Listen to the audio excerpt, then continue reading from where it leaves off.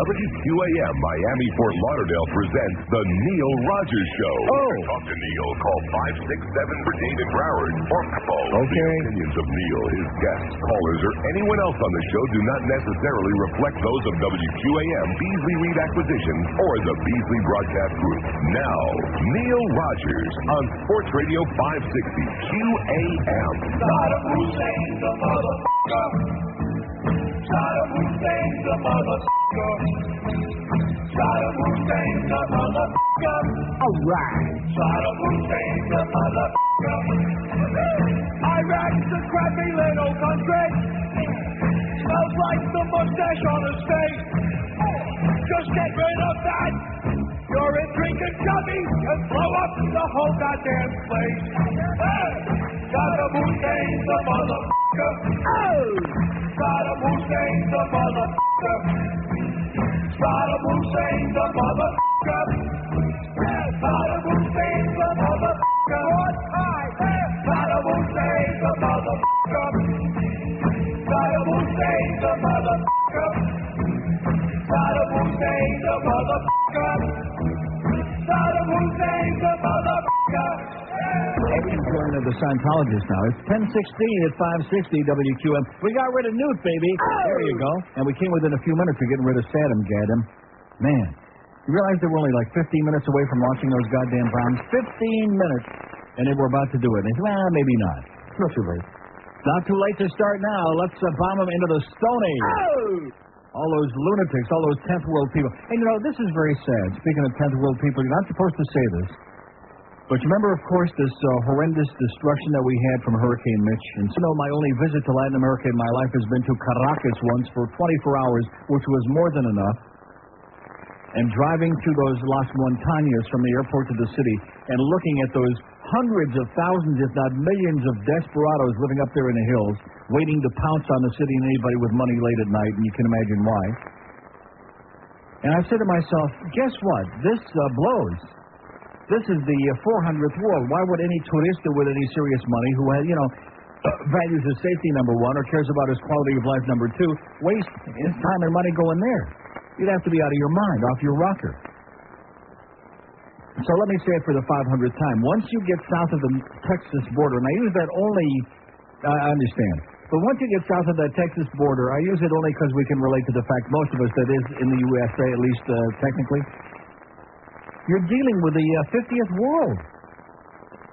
Once you get into the Caribbean, Central America, South America, and I'm not saying that these are bad people, but they live in squalor, most of them, in poverty. Yes, there are some of those people like Luis who's got his big mansion there on Acapulco on the bay. That's great. But there are too many people with that kind of money down there. And even the ones who are have discovered that their money ain't worth a crap anymore anyhow. So I just mentioned that in passing. Should we take this one call because they might still actually be on there? Mobile in Fort Lauderdale? Hey, Neil, welcome back. Thank you. Hey, George did a great job. Yeah. And also, I guess you probably know by now that Steve Goldstein did the hockey game the other night. I'm getting to that. I have a long laundry list. Boy, that was something else. It sounded like a little high school game. Did it really? Because George was telling me that the people in here were raving. He got rave reviews about it. He didn't do a bad job play-by-play-wise. I find that hard to believe, but yeah. His voice. It's terrible to listen to. Here's another shot. Oh, it's wide. Now the rebound is happening. Yeah. Other than that, it was okay, but his voice is just so annoying you can't listen to it. I think one of the reasons he got high marks is that the only barometer most of the people down here have to compare him to was Christina. Moron. That's exactly right. And that's not saying too much. Yeah, because he's awful in his own way. The all-time worst. Until you hear the good announcers from the Boston area and Detroit and stuff like that, you don't know what to expect. All they got to gauge by is Chris Moore. Yeah. Okay, have a good day, Neil. Thanks for the good news, sir. Yeah, Geldy. Chris Moore's plane came in late. Here again, it's like that Lou Gehrig story. Wally Pipp gets sick. Hey, Wally, loan me your glove. Lou Gehrig plays the next 50,000 games in a row. Wally never gets to play again. Same thing's probably going to happen with Christina Moron. Geldy is getting such rave reviews. I don't even know which game that was. Do we know when that was? Can you give me a ballpark and I'll tell you, because they beat the Rangers and the Flyers back to back. We have calls. Huh? Queued up and ready to go, if you want to hear them. We have calls from what? The Geldy thing. Oh, yeah, let's hear them. Kalashik for the Panthers. His shot deflected. Rebound. Stayed. Shot. Score! It's a goal for Olin Kamaka. He banged it in. Richter stopped the first one. And the big 20-year-old, the Russian for the Caps, puts them on the board. The big house is up. 1-0 Panthers. The great one holds, still holds, hanging out in his... Already that's better than Chris Moore. Seriously, by a mile. I mean, Geldy can't help with the fact that he was gelded at birth and he's got no balls, he's got a horrible voice. But other than that, that's a damn good job, especially in light of the fact that he was unprepared. He just found that he's just sitting there ready to do his usual thing. His usual Wayne Huizenga thing, sitting there being the house show, sucking around, covering up for the ineptitude of the organization. And guess what? Chris Moore's plane didn't show up. His plane has been delayed. Geldy, you're chosen. You're it. You're going to do the game. And under the circumstances, just what I heard there, just the 20 or 30 seconds right there, is more animated, more descriptive than anything Chris Moore has done in the 5 seasons plus so far put together. Nice going, Geldy. Oh! See? But I still keep thinking of, I'm in my hotel room in Amsterdam, and there's a story on CNN on the sports about Peekaboo Street. Now, I realize that's a ridiculous name. Like most people in sports have ridiculous names. Peekaboo. What kind of parents? I think most parents... stupid. Like I said, stupid parents. Is there something wrong with him? No, George was just asking me during the break. It has been discussed. It has been discussed that maybe there's something physically wrong with Hank, like maybe he's choking on his own fat or something like that. Huh? No, seriously, because he's slurring his words and fell asleep on the air. Well, do you remember when we were at IOD and he had that sleeping, what do they call that? Narcolepsy. He's stealing stuff? No, seriously, he had he's sleeping. Well, when you make those big bets, when things are going bad, he had a sleeping disorder of some kind. I'm not laughing at Hank. It's just the idea that if there's something wrong there, because I know when you're fat, I mean, look at me right now. Although I'm not any fatter, I weigh the same as when I left. In fact, I would have weighed less if I would have eaten less candy. They put that candy in the mini bars in your hotel room, and, when you're in the mood for a little snack, you open it up and eat that candy. It's not even good candy. But other than that, a couple of trips to McDonald's, when you're doing all that drugs, you don't have time to eat. Although that skunk makes you, get the munchies, but nevertheless, who's got time to eat when you're doing all those drugs in Al Goldstein's apartment? Oh, by the way, you'll be pleased to know that we're some pre-wrapped joints, because Al don't have time to be rolling it for me in New York. I beg your pardon? Empty bars. Because it's illegal in New York. It's not illegal in Amsterdam. And so I get a spy report from John that there were some package of pre-rolled joints in Al's apartment, all ready to go. Because, if anybody needs, some help in stimulating his appetite, it's Al. You know what I'm saying? Al and Hank. In fact, Hank ought to take up some skunk. There you go. Maybe Hank's gotten into some bad weed or something. So we're going to be discussing that. Is there something physically wrong with Hank Goldberg? That's going to be one of our topics today. So anyway, they have this thing on Peekaboo Street on CNN. And I have no idea what she did. Who cares? She was an Olympic fill-in-the-blank, Another very unimportant person that the media make a big song to dance about. Peekaboo. Hey, Peekaboo, how you be doing? So anyway, every time I see that, I just, for days on end, after I see her name on TV, I think of the day that Geldy was doing the sports update in the morning and called her Peekaboo Street. Peekaboo. Now, if Geldy had a normal voice, it would have been amusing, but it wouldn't have had the same impact on my life. But every time I hear that name, I think of Geldy saying Peekaboo Street, and it's just the way he says that, just that horrible grating on the blackboard kind of sound that he makes when he opens up his course. But that was pretty damn good. I'm impressed, Geldy. Now, if we just had one of those, we had that spot where they just played the last 20-minute break there on the worst team about the voice being slowed down, whatever spot that is.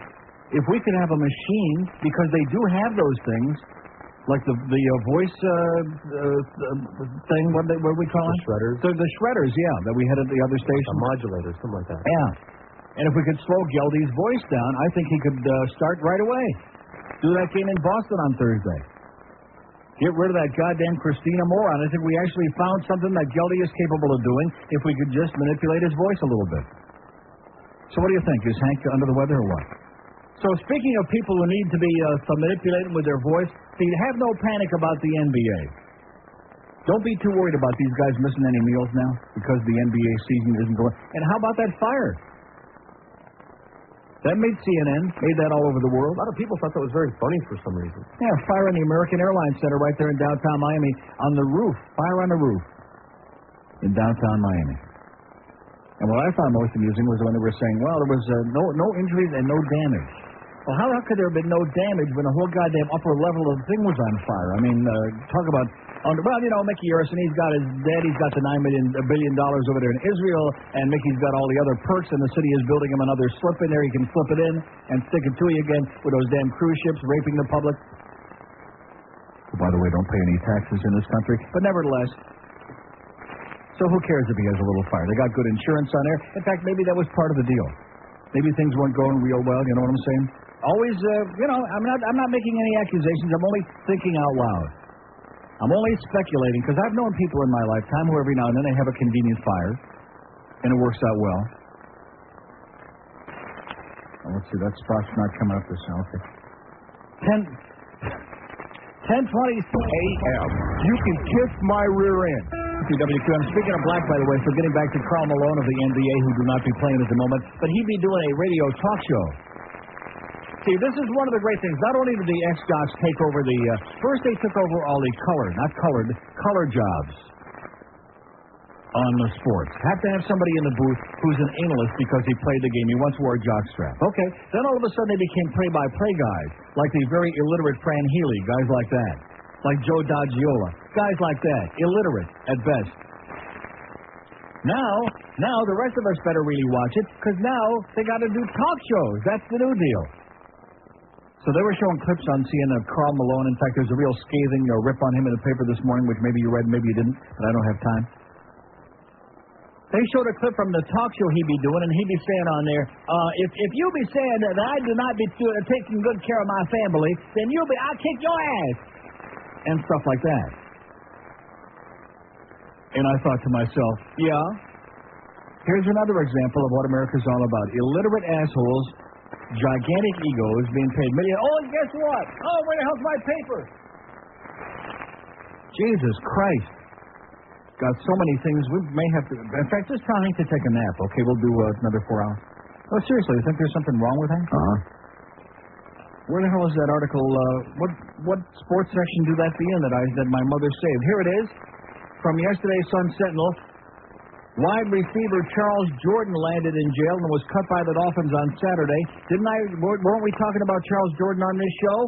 On that pros and cons book that I was recommending you go out and buy if you got a brain and want to find out what it's really all about?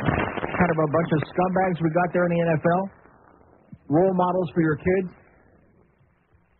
After a violent fight in which 3 police officers said they kicked him out of a downtown nightclub in Fort Lauderdale.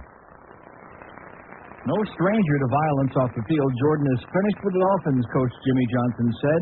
We'll let the judicial system run its course, but he has no future with this team, Johnson said. He was released on $1,625 bond at 9:20 a.m. Saturday. His court will be set later. The officer said they managed to subdue Jordan, 5'10", 190 pounds, only after a 4th man, a bar employee, went to their rescue. Yeah, if you go into the whole story here, it was a nasty, hostile, wild confrontation. Police said it was obvious Jordan was intoxicated. They asked him to leave the bar. He asked to return inside. The officers told him he'd be arrested on a trespassing charge if he didn't leave. He told the officers they would have to arrest him. They tried. The officers ordered Jordan to put his hands behind his back as one grabbed his right arm and another officer grabbed his left. The two tried putting Jordan's hands behind his back, but he pulled them back. Charles Jordan and the Dolphins won't see him no more. Just thought I'd get into that, very timely. We got Karl Malone doing talk shows, talking illiterate trash on the radio. That's America for you, baby. We're doing it. Here's a mobile in Aventura. Hello. Yeah, Neil, about Chris Moore. Last year he used to get overly excited about everything, except a good play by the opponent. And this year he seems like he's sleeping pills when he's doing his talk. Yeah. But maybe he's flipping a Mickey. I tell you, Goldie definitely was much improvement. You know, in spite of like he said one time, For example, Jim Mandich would say if the opponents made a good play, he'd be impressed by it. But Chris Moore never gives any other team any credit. Yeah. And, but By the way, you sounded real good. Your vacation did you right. Yes, it did. All right. And have a great day. Thank you, sir. My vacations always do me right. Only problem is a little bit cold there, like in the 40s. A little rainy. You know, that typical North Sea kind of weather. You dress for it. It's not that bad, but every day you get the feeling. And it isn't so much the being outside in the elements. It's the inside in the hotel room with that dry heat, you know, and the old-fashioned radiators. And and you wake up in the middle of the night and your nose is starting to, like, fill up in your throat. You get that little red. But every day I'd wake up feeling fine. Because you know when you're doing all those drugs, it enables you to sleep for hours and hours and hours. I mean, like, well into the afternoon. And then you get up and you do some more. I mean, let's just make up a whole bunch of good stuff here, okay? Like all those beautiful women that I was doing there in Amsterdam. Oh, yeah. A couple of Spartans, too. Oh, and we don't hear about them all dying from emphysema and lung cancer, because I'm sure they are. They just don't talk about it too much. No, it's not the way they hold me. George was just giving me the Russians do that. The Russians do that. They hold a cigarette like with their hand ass backwards. Huh? That's not comfortable, by the way. How do you know that? I tried it. Well, when you're holding the flask of vodka in the middle of your, between your thumb and your forefinger, you have to realize this to get the faggot in your mouth and the cigarette, too. But anyway, Europeans are just smoking up a storm, and nobody seems all uptight about it. Nobody seems to care. They're smoking anything that grows in the ground, anything that they can wrap up into a wrapper. They're smoking it. You know what I mean? Raman. I'll bet you do. Here's a mobile in Boca. Hello. How you doing? Okay, sir? Is that Jordan guy, was he a gang member? Yes. Oh, just checking. Yes, not only was he a gang member, but he also was sending part of his salary to the gang every month. Everybody sends part of that salary to his lawyer, which he ain't going to be getting. Right.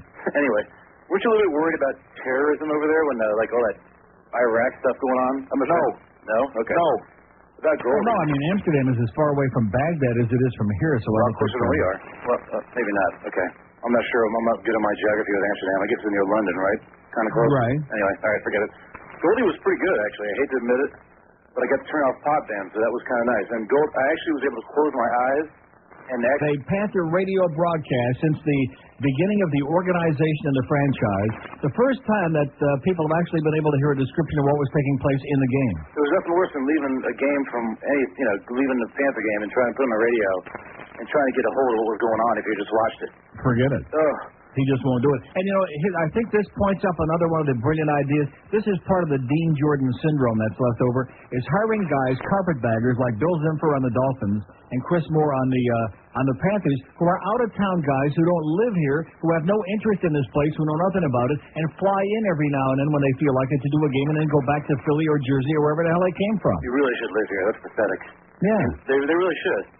You can't be devoted to the team if you're not in the area. Well, no, we don't want Chris Moore living here. I mean, we got enough problems already, so I think the answer is go back to the Devils. He brags about driving those nice Beamers and stuff. Mm-hmm. That's great. Not driving them here. I heard Hank the day after the sleeping event supposedly. What was that all about? I would think that I'd be flooded with calls about that. I'll tell you one thing. The next day, I was listening to Hank. He sounded like he was tanked. I mean, he was on there. Tank Goldberg? I was going to say the tanker, but, anyway. It was brutal. I mean, he said about 40 seconds worth of stuff, and it sounded like me on a bad day. And I'm kind of. In other words, is the word you're looking for incoherent? Very much. And it was unbelievable. And George did a great job. I liked his voice. Don't get too carried away. Well, he did a great job. He went with the flow. It was good. Yeah. So, Hank, buddy, get some help. Hank. Okay. Well, we'll get some. Thank you, sir. We'll get some comment on that. Because we need to keep Hank healthy. And one of the ways to do that is stop feeding him so much goddamn food, I think. Because he is ballooned up to a gigantic 560, 800-pound gorilla is what he kind of looks like now. I've seen him on ESPN every now and then. Oh, and I love these guys. Oh, Hank, you looked great on ESPN last week on my big screen, a 70-inch screen, More of these ass suckers. Don't call up and say you look great. Say, hey, you look fat, Hank. Lose some weight so we can keep you on the air for a few years. Jesus Christ almighty, these people, these ingratiating ass suckers. Hey, you really look great, like these people that come up to me. Oh, why are you always talking about being fat? You're not fat. The hell I'm not. I got a big load right here in my hands. I'm talking about fat that you wouldn't believe. I can pinch a foot. I can't pinch an inch. I can pinch a foot. We have two open lines in Day 2 in Broward, 5670560, pound 560 on the mobile one line. as we continue trying to get to the bottom of the Tank Goldberg situation. Here's a mobile. Hello. Mobile in Naples. Hello, can you hear me? Yes, I do, sir. What Hank is suffering from is Pickwickian syndrome. Yeah. Meaning what? Has he been picking it? No, the Pickwick papers, Charles Dickens, those big fat guys sitting around with the big bellies. Yeah. Well, when you have a big belly, your diaphragm doesn't extend fully to breathe, and you fall asleep because of lack of oxygen to the brain. That's what Hank has, and he probably leans over, when he's on the radio and that kind of thing, and he restricts his diaphragm, and all he has to do is lose about 30 pounds, and he won't have that problem. Excellent. Thank you, sir. I think you solved the problem right there. Oh. Get rid of 30 pounds of ugly, grotesque, disgusting fat. Get rid of maybe a couple of those chins would be a good start. Huh? And get rid of like one La Caja Fool there, right where the pupik is. I know it's not easy. Easier said than done.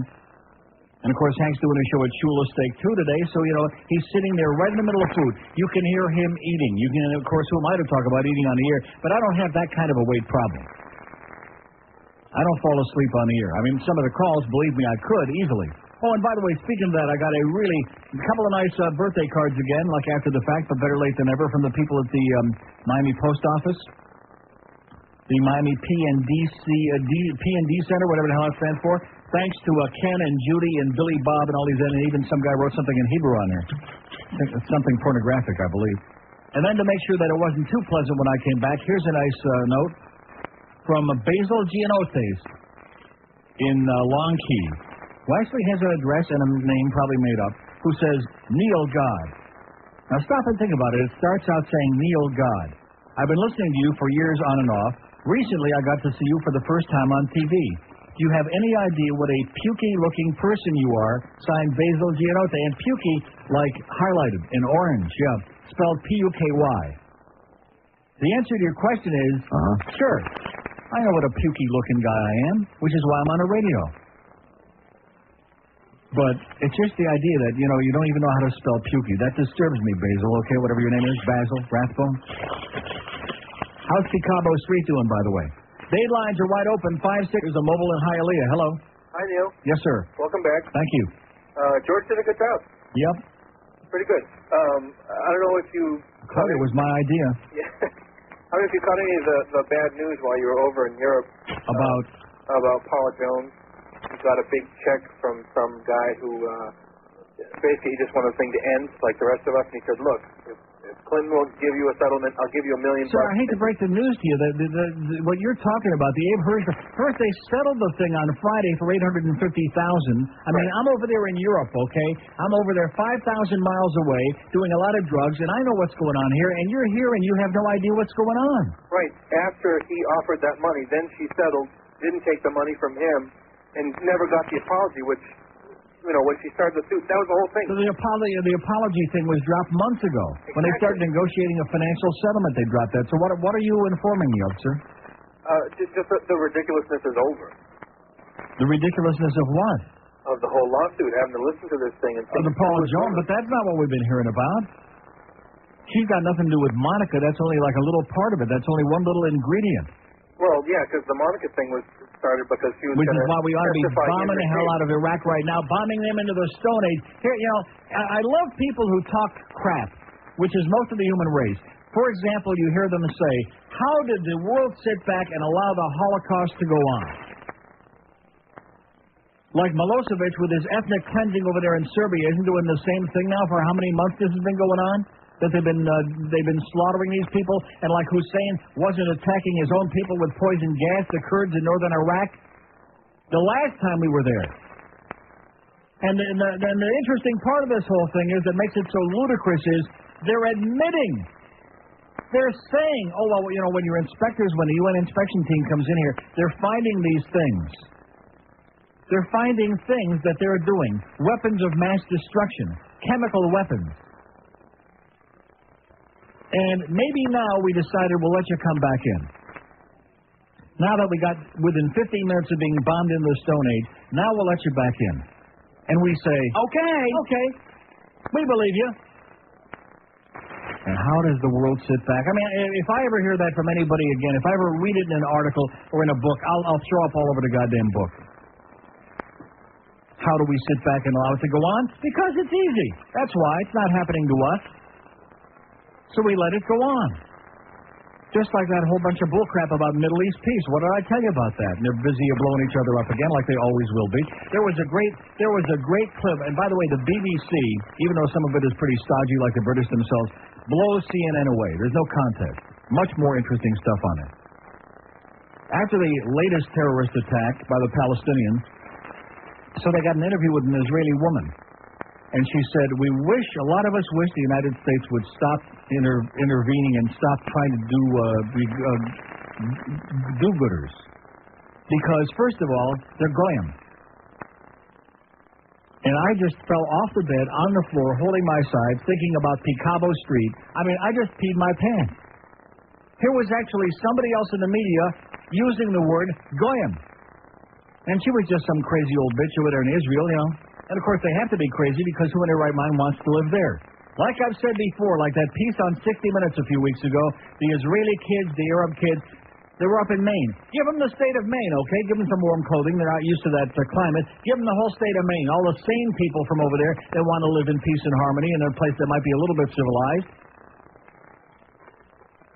Bring over your Israeli girlfriend and the Bangor would be a good place to settle. What? It's 11:57, 10, whatever the hell it is. It's 3 minutes before 11 at 5, 6. Lauderdale.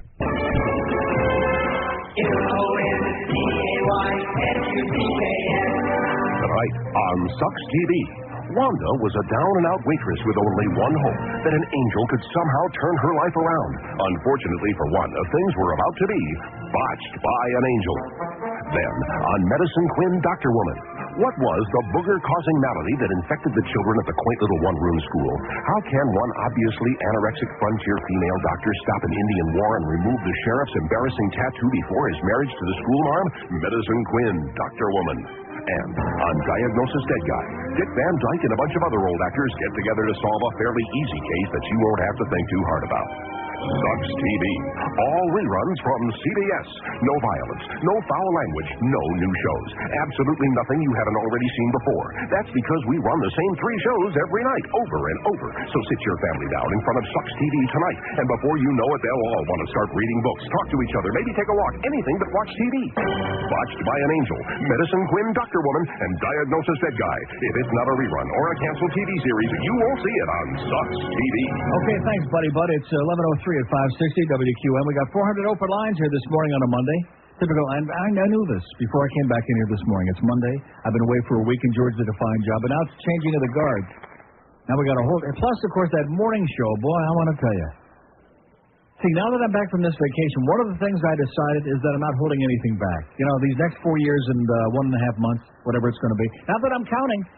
I'm just not holding anything back. You know, I mean, the morning show basically on this station blows. That's all. I mean, you don't have to go into a long, big dissertation. I would if you wanted me to, and I might anyway, even if you don't. But it just blows.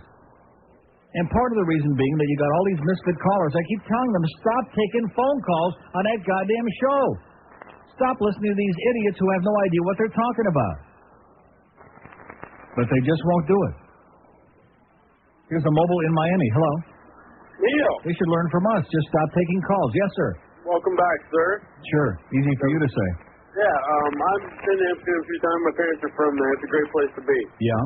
I'm calling to relay to you that George did a wonderful job over the weekend. Over the week.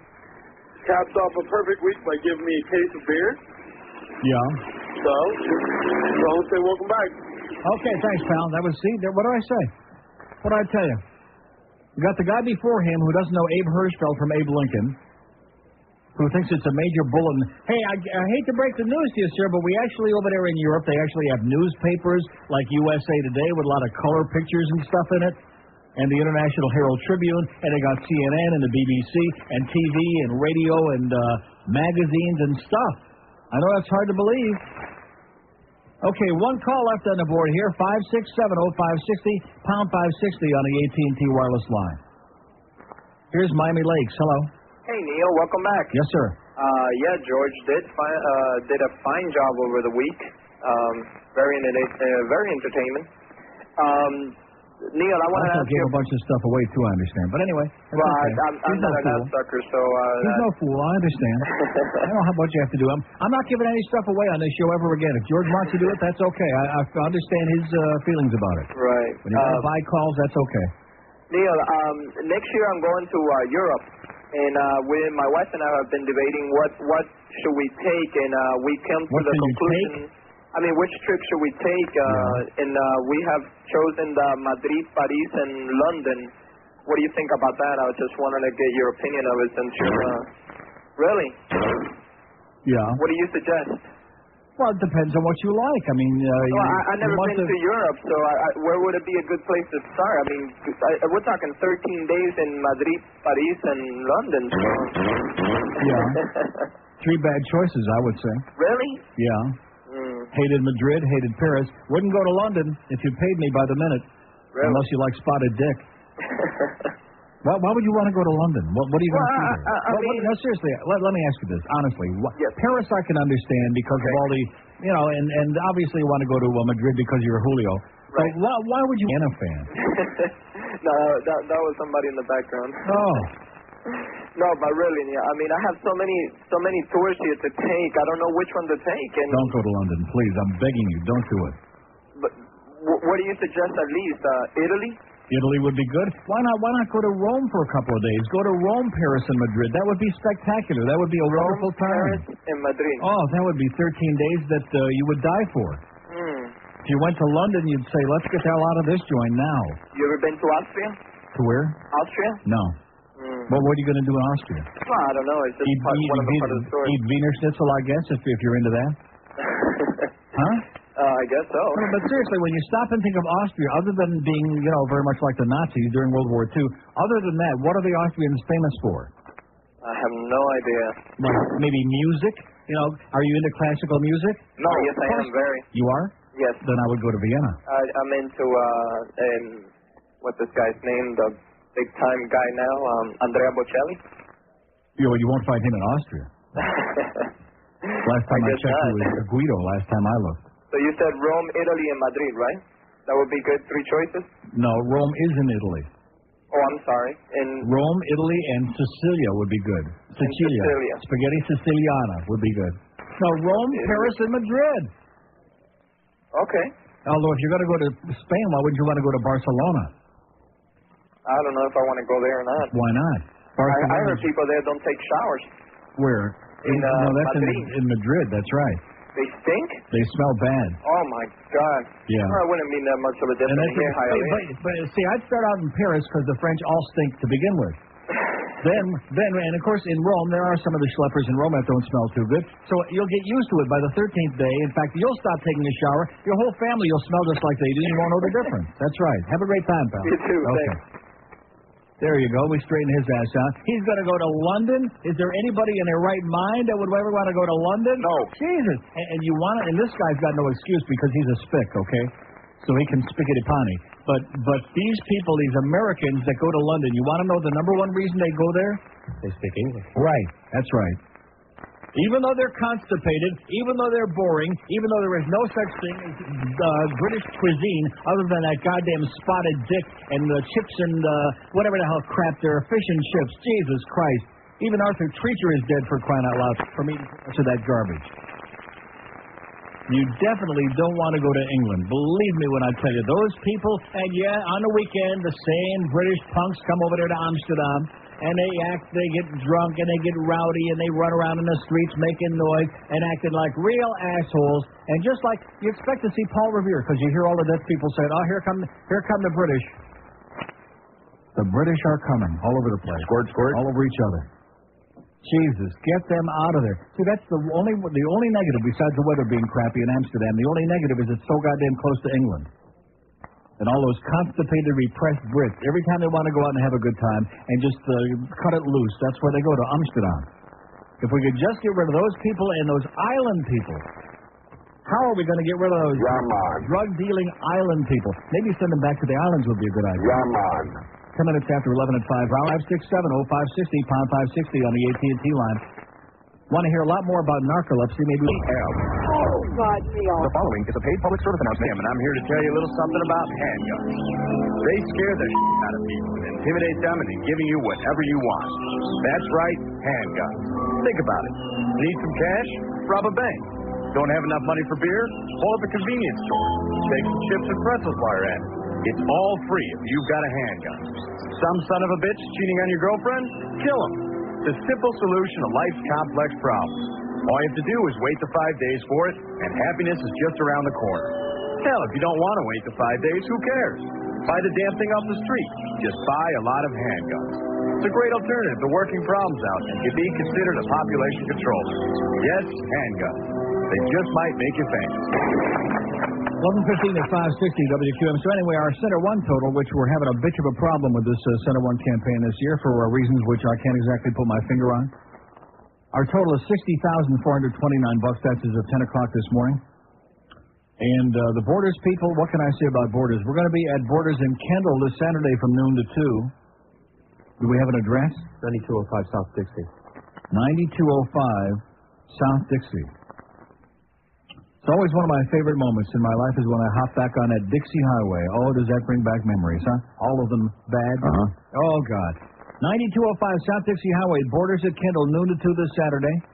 We're going to be having a bunch of stuff to give away there. I'm sure we'll have more of our stickers, our DNH stickers, and a bunch of crap. Probably nothing from the station. Will there be anything from the station? No. But at any rate, the Borders people, we're having a little bit of a problem with Carol over there at Center One getting the checks from them on a timely basis so we can keep remaking the CDs and keep this process going, which is basically how a charity works. It's just a little bit of a frustrating situation this year, our Borders episode, but we're doing the best we can. Right? Isn't that what I said when I came in this morning? And you were getting hyperventilating and psychotic about it? And all I said was we'll do the best we can. We had a goal of 200,000. I mean, Sam had a goal of 300. Pretend they're involved in it. They're not. And that's the way it works, so we'll do the best we can. Here's a payphone in Miami. Hello. Hey, Neil, how you doing? Okay, sir. I heard you a couple weeks ago talking to a Christian woman. Yeah. You said that you didn't believe in the Bible. Yeah. Would you believe if I could prove to you there is a God? Sir, where does this come from? What inspired you to go to a payphone and start this? Because it's something I want to explain to you. You seem to think you know all the answers. I haven't. No, sir, I don't have any answers. I don't have any answers whatsoever. I'm very happy not to have the answers because I don't care what they are. I'm not the least bit interested. But would you just listen for 1 minute? About what? About how I can religious spiel? That's your opinion. You're entitled to that. Yeah. You believe that. So why do you feel compelled? Why do you feel compelled to call me and try to impose? See, this is the problem with religion in America: is it has to do with intolerance. If you believe whatever you want to believe, that's fine, and I'll listen to your song and a dance. But why can't you accept the fact that there are those of us who don't buy into the same bullcrap? That's no problem. Everybody's got their own bullcrap. That's no problem. So why do you feel compelled to call me and try to give me an offer I can't refuse? Because if you're not afraid of something, you wouldn't attack it. Well, what am I afraid of? You're afraid there is a God. That's why you revolt. If there's no God, why do you worry what happens to people? Why do you viciously attack people? Viciously attack who? Christian people. Viciously attack Christians? Sure. You mean like the ones who are murdering abortion doctors, like them? Well, they're not following the law of the country then. Well, why don't you tell me what it is you want to tell me, okay? Instead of worrying about what I do and giving me a song and dance about my life, which is so imperfect, why don't you tell me what the answers are in 60 minutes or less? All right. Last chance. In the Bible, it says God created the heaven and the earth. Yeah. Now, before there was any sort of a spaceship or any kind of a venture into space, how did we know that we were the only humans on Earth? In other words, there's no humans on any other planet. We're the only humans on Earth? You know what I mean. There is no other How do you know that? Because there's already been 3 or 4 space probes that have been... And how far did they go, sir? Didn't they just find frozen water on Mars? Didn't they just find evidence that there might be water, which means anywhere place there's water, there's a potential for at least minimal forms of life? Didn't they just discover that already? Right. How many spaceships have we sent to Pluto and Uranus and Saturn so far that have actually landed on those planets? How about other galaxies? I mean, you're talking so juvenile and so primitive here that it's laughable. But of all the planets, before when the Bible was written, like you said, and also in the same paragraph you're talking about, in the same chapter, it says he made the stars also. The sun is a star. But those primitive assholes who all they knew was to look up in the sky, oh, those are stars, okay. He made the stars also, as if there was a difference between the sun and the stars. I understand that. So what's the answer? The answer is, I'm trying to tell you, how can you prove Bible was written before there was any sign. Well, why aren't you responding to what I just said? Tell me again. Why would it say he made the sun and the earth and the moon, the sun to rule the day and the moon to rule the night? How about all the other stars, which are also like the sun is a star? Right. How come if this was the book of God, if they had some supernatural evidence that they couldn't see with the naked eye, how come they didn't know the sun was just another star? But Neil, it's obvious. Why aren't you answering the question? Neil, we do not live on the sun because we were not made there. Okay, have a great day, pal. Ooh-wee. Sir? Yeah, right. How pathetic you were. Okay, we got one call left on the board, and look at who it is, okay? We got 2 open lines in Broward. We got all of date after going through that. Jesus, welcome back to America, Neil, where you got all these religious intellectuals calling with all this real good information who want to share it with you because you're afraid of God. Right. 5670560, pound 560 on the AT&T wireless line. Oh, my God. Jesus and Jehoshaphat. Hello? What is it? And Mary had a little lamb. Right. Police was white. Mary's on the lamb. According to this guy, the big man has a penis. Yeah. Did he say that? That's what he said. Okay. Anyway, I heard... At the end of the call, I think I heard him say shalom. Hey, by the way, the only thing good about... Well, your laugh is getting bad. Your calls are getting bad. What's wrong with you? I think since you stopped doing the carrot juice, you're not the same guy anymore. Okay. What? Now, well, would you take offense at that? No, it is true. I've been horrible. Yeah. Anyway, I don't want to You talk have about been that. bad. I have. Used to be, even I used to defend you, but now you're becoming almost indefensible. Did you call George while I was gone, by the way? I did not, no. Oh. Can't No, I imagine did not. why. Why not? Why should I? He wouldn't put me on Because the air. yes, he would. He would like to abuse you. He would enjoy it. No, he wouldn't. George and I are buddies. I know. Anyway, listen, there is one good reason to go to Spain. If you need to move your bowel. Yeah. That's what the quickest. But you got to go all the way to Spain. You can go to the pizza loft, have a good lunch, and within a half an hour, probably within 15 minutes. Anyway, your brains out. Well, anyway, this guy calls in and says to Hank, "You think the Dolphins are going to try to step it up in the fourth quarter and play a little better?" And there was 2 minutes of silence. Is that when Hank went to sleep? Yeah. Now, whether he really... Now I'm beginning to understand. It's no narcolepsy. It's just the callers are putting him into a coma. Exactly. I think it was a bit of a setup, but it was excellent. I think he just kind of... You know how sometimes you drop your head on the table? Yeah. On the counter and just kind of lay there? I think it was one of those. No. Whether or not his diaphragm... That's not the inside information that I'm getting. Really? You really... The inside story is that Hank actually went into a little bit of a snooze, a mini coma right on the air. Yeah. And if it was that call, I can easily understand. Because obviously the answer is, they're going to go out there and try to play worse in the fourth quarter. Anybody knows that. They're going to try to lay down in the fourth quarter so they don't cover the spread. Well, listen, I got to go compress my diaphragm. Have a good... And that, too. Open line at day 2 in Broward. 5-eye on the payphone. That had to be a joke, wasn't it? Please tell me that was a joke. No. Had to be. Well, yeah, people didn't live on the sun and Uranus. Oh, God. I can hear those bells tolling now on the old church in Amsterdam. And the only thing that the bells tell you is that when there's 12 bells, it's 12 o'clock.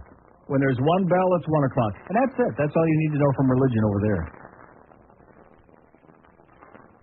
Not just in a heathen place like that, but in all of Europe, in 99% of Europe, the attitude of the people about religion, as opposed to this American neurosis, this psychosis, this Stone Age embarrassment that exists in this country, it's unbelievable. Except, of course, in civilized places like Northern Ireland. Here's Pompano. Hello. Hey, Neil. Yes, sir. Welcome back. Thank you. In response to our last Christian caller. Yes? I sent you a couple of articles that you may or may not have received yet while you were away. About the editorial in the Roman Catholic newspaper suggesting that murders of abortion-performing doctors might have some... There you go. I got it in my head right now, yes. Required reading for that lunatic. Right. Not the real Christians. That's always the answer. Oh, those aren't the real Christians. Will the real Christians please stand up? Unbelievable. We are the only humans on this planet, by the way, with a roofer. It's something that set this fire off. I don't even recognize the name of the reporter who was covering it while they were showing you the live shots. It was a what? But he was saying, this certainly must need to be termed a suspicious fire of suspicious origin because the only people up there with access to this building are the construction workers. Now, if I'm pissed off at the Miami Arena and I want to burn it down, I think I'll wait till it's done. Right. And really torch the whole thing. No, actually, what I would do if there's a pissed off construction worker, wait till I'm up there, and then set it on fire. But that's just typical for our friends at SCN. But yeah, if you have the article, the Christian guy should listen in and required reading for any. When I was going to religious school, I was raised a Catholic, and we were kind of required to go once a week on a Wednesday after school. Religious was always supposed to be about love and understanding. No, it's not. It's about intolerance and hate. Hate and intolerance. It's unbelievable. That's all it's all about. It's about money, intolerance, and hate in that order. Yep, exactly. Have a great day. Thanks, Neil. God bless you. Okay, that takes care of our calls for today. We made it an hour and a half. That's not bad on the first day back. After being away 10 days. That's not too bad, an hour and a half. Very good. Let's hear it for the audience, okay? Did we hear from one woman yet today? No. A nice lady that might call and say, hey, welcome back, Neil. Sure nice to have you back. We sure missed you. Or blow it out your ass, or either somewhere in between. Have we heard from one? No. Of course not. 567-056 line. As we continue searching for those eternal truths that only this audience certainly has got, that they're hiding. They just don't want to share with us, like that guy on the payphone. He spent a quarter to share with us the goddamn word, and we still have no idea what the hell he was talking about. Next time you need a great pair of new shoes, don't go there. They'd be willing to fly for 2 days, nonstop, just to get there and do those little kids. Pathetic. But why the hell would anybody want to go on flights that are like 15 and 20 and 24 hours? Jesus Christ. We're talking about this yesterday. We finally get back after a 10-hour flight back on what is ordinarily maybe 9 hours at most. And thinking, if we were on one of those 24-hour flights, even at the end of this flight, we still wouldn't be halfway through the flight. Jesus, Jehoshaphat and Paul Harvey Jr. Here's a lady in Cooper City. Hello. Hi, Uncle Neil. Welcome back. Thank you, ma'am. Missed you very much. Uh-huh. But you know what? George did a very good job minding the store. Right. He did very, We very sure got those tapes straightened out, didn't we? Yeah, you got them straightened out right. Got rid of all that crap, right. No, it was really wonderful, and we just missed you very much here. And there are lots of nice ladies out here who are listening to you. I believe you. I'm sorry we don't call enough. Okay. And I had a nightmare flight myself back from Amsterdam once that took about 15 hours. 15 hours? Because apparently there was a major storm system, and we had to fly the polar route or some bizarre thing. And once we got to it was through Atlanta. Once we got there, we had to circle Atlanta for an hour and a half because of the backup of all the flights. So I've been there, and the only way I'm flying 24 hours is if I'm unconscious. Yeah. That's about the only exactly. way. Anyway, we miss you, love you. Can I get a shameless request in there somewhere? Clint Eastwood as the Beaver. Okay, you got it. Love you. Have a great day. Bye. Okay, we have an open line at Date 1 in Broward, 567-0560, pound 560 on the AT&T wireless line. I mean, if you're flying on a big, comfortable like a 747 in first class, even in Magnifica class on Alitalia, then it's a different story. Or on British Scare. Bad news, by the way. All of the major airlines, at least the ones, the big international airlines like British Air and Alitalia, Lufthansa, they've all jacked up their business class rates. I mean, way the hell up there. So that seats that used to be about $4,000 are now like $6,000. When the hell does it stop? Where do they find all of these suckers that have that kind of money? Where do a bunch of schleppers like us? I go on Martin Air, man, not because it's a great airline, because it's cheap. It's not a bad airline, but it's cheap. Who the hell wants to spend $6,000 when you're traveling to Europe 15, 20, 30, 40 times a year? Here's a mobile in Naranja. Hello. Hey, Neil, how you doing? Okay, sir. I got a true story here about Larry King. Yeah. Back in 1992, my father was working in the radio business also and used the name on the air, Larry King. Shortly thereafter, he found out there was another gentleman named Larry King using the name. Nothing to do with that. Yeah. Subsequently, my father was arrested and held by the Volusia County Police Department for 2 hours for not paying his child support. $50. He was arrested because he used the nickname Larry King. Uh-huh. Now, he met that gentleman about 3 or 4 months later, and they did settle the name dispute. Unfortunately, my father, on a flip of the coin, lost the name. Yeah. And that's it. Okay, thanks. Nice story. Okay. How long did it take him to make that one up? We have an open line at Date 1 in Broward. Come on. One of the most unimportant people on the face of the globe who's married to another one of the most unimportant people on the face of the earth, okay? Frank effing Gifford. And Larry, before they got into the second question, Larry, I want to make sure the audience understands you and I go way back. We're really good friends. You know, before he started really getting the tongue all the way out, down to his navel, and licking from head to toe. And I must confess, I sat there and I watched the entire hour. It was like, 2 in the morning, whenever the hell it was. I watched the whole hour because I was so captivated and fascinated that anybody this unimportant could say nothing and be on worldwide television for an hour saying nothing. A man who was a good football player, as if that counts, it doesn't count for too much, okay? And that's a lifetime ago. That's 40 years ago. Who is as bland and boring as vanilla pudding, as dog, just bland as they come. If you look up boring in the dictionary, it's got Frank Everett's picture next to it. Married to another one of the most unimportant, overblown, no-talent people who has ever been born, Kathy Lee Gifford. And guess what he kept talking about? About when he got entrapped into that affair and they had it in the tabloids. And Kathy, through her religion, helped him find this new relationship with the Lord.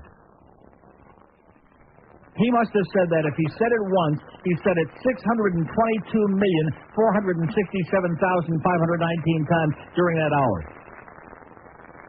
About being she's a very spiritual person, and he's now actually got this great relationship with the Lord. Isn't that always what saves these people? No matter how embarrassing their behavior, no matter how horny they were, getting caught with their pants down, their great relationship with God is what makes it okay again. Just like with Bubba at that prayer breakfast. I mean, not that anybody should have cared about a president who wants to get some good head or even a mediocre head down and married to the ice princess as he is. But, nobody should have cared in the first place. But now, even so many of these bastards who were so concerned and so self-righteous and sanctimonious, once we had the prayer breakfast and we were all doing our amens, amen, then it was okay. Now he's a good guy again. Let's hear it for Bubba, baby. Oh! 21 from Shula State, too. They're bringing in some oxygen, I understand, this afternoon to keep Hank going. Well, when you start getting that heavy, when you're making the big bucks from the radio and from the ESPN and you're doing your show in restaurants day after day after day, piling on the fat, choking on your own fat. You got to have somebody to intercede. We're going to have to take over personally. Not that I want to interfere. I got my own fat problems to worry about. But we better start intervening in this, you know what I'm saying? Do some interveners. Venus, we got the booster 6 o'clock, and we got Monday tonight, baby. Denver and Kansas City, a real mismatch. Bad one. Since September. I know how to do a talk show. Well, congratulations. Get a life. It's the all-new Leave It to Beaver, starring Barbara Billingsley, Hugh Beaumont, Tony Dow, and Clint Eastwood as the Beaver. You wanted to see me, Dad? Yes, Beaver? Sit down. I am, Dad. Keep in mind, I'm 6'4". So, what's the problem, Dad? Beaver, I have never been more disappointed in you than I was today when you walked in the principal's office wearing that horrible sweatshirt. Oh, you mean my Beastie Boys sweatshirt? Right. And I just can't understand it. Just this morning, your mother and I both told you to take that sweatshirt off before you went to school. Now, why did you deliberately disobey us? Come on, Dad. It's the biggest concert of the year. Run DMC and the Beasties, and I already got my tickets. Oh, no, Beaver. Oh, yeah, Dad. All right, you can go. I thought I'd try to bring you home a DMC T-shirt. 11:45 at 560 WQM. We have an open line in Day 1 in Broward. Geldy did a hockey game, or at least a part of the game, a Ranger game, I guess it was. Oh! Well, he wanted to use that corny line about Wayne Gretzky's in his office behind it. I understand you're under a lot of pressure, Geldy. I'm giving you a lot of credit. What I heard sounded pretty good and a lot better than Christina Moore, but, although I guess Geldy would be one to use a lot of trite cliches because he's kind of a trite guy. Here's Tamarack. Hello. Welcome back. Thank you so much. As far as flying to Europe, just get a legal prescription for codeine. Take 2. You're in no pain. You don't care how long it's going to take. Yeah. It constipates you, so you don't have to use that crappy restroom, which I do mean. Thank God, yeah. Yeah, after right. 6 hours, it's not real Although clear. I've got that perfected. I got that down to a science now. Yeah, that's the only way I travel, and I have enough in case we hit delays so I can remedicate. I don't have any problem going over. I mean, the trip over was 7 hours and 55 minutes. It was a piece of cake. It was like, I'm a veteran of it, so the trip over didn't bother me at all. But coming back, 10 hours, and of course, when you're going over, you got something to look forward to. But when you're coming back, you're already depressed. Yeah, you're looking forward to here. Right.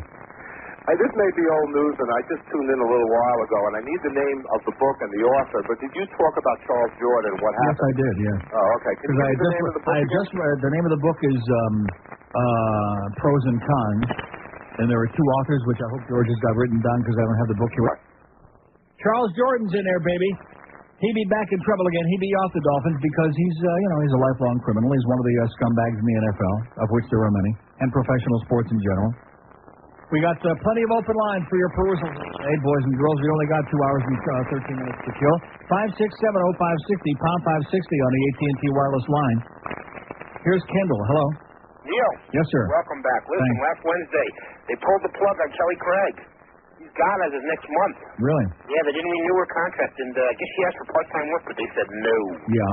More time to spend with her son, I guess. Mm-hmm. I'll tell you, the big butt's out of there. Yeah, she never, she ballooned up. She was pregnant. She had the kid, and then she still weighed like 400 pounds, and I think that was the problem. I love Kelly, but... Every time they give those back shots, well, I'll tell you, all you see is from behind. Mm-hmm. Oh, well, that's the way it goes. Okay, thanks for the bad news. Like Kelly Craig, nice person getting screwed over again. Most of the good people get screwed over. Some of the not-so-good people, like Anna Squeak, they get the... Well, she wanted to spend more time with her new, whatever it was. Or the new kid, Curry. Open line in Broward, all three in date, of course. 5670560, pound 560 on the AT&T line. Do I have to read this article about Catholic newspapers editorial, cites the positive effects of slang? Do I have to do that now? Because I really don't want to do that again. I don't want to come back here and do religion because I'm sure George talked plenty about religion all last week. Once? 1 day. 2 hours of 1 day. Oh, that's not too bad. That's not too bad for a hard-headed, militant atheist bastard like you. Here's West Palm Beach. Hello. Hello, Neil. I would prefer to be more spiritual like Frank Gifford. Yes, sir. Welcome back. Thank you. The guy, George, that took your place was very boring. Really? Yeah. It was, at least you're funny. You get a kick. Wow. Hearing you're wild. Yeah. But his topics were morbid. Well, like what? Well, he's talking about veterans, and who cares about that? No, I don't. I don't care about veterans. That's all. Well, it was Veterans Day, probably. Well, Roy, we miss you. You make me laugh all the time I listen to you. Okay. Bye. Thanks for sucking around.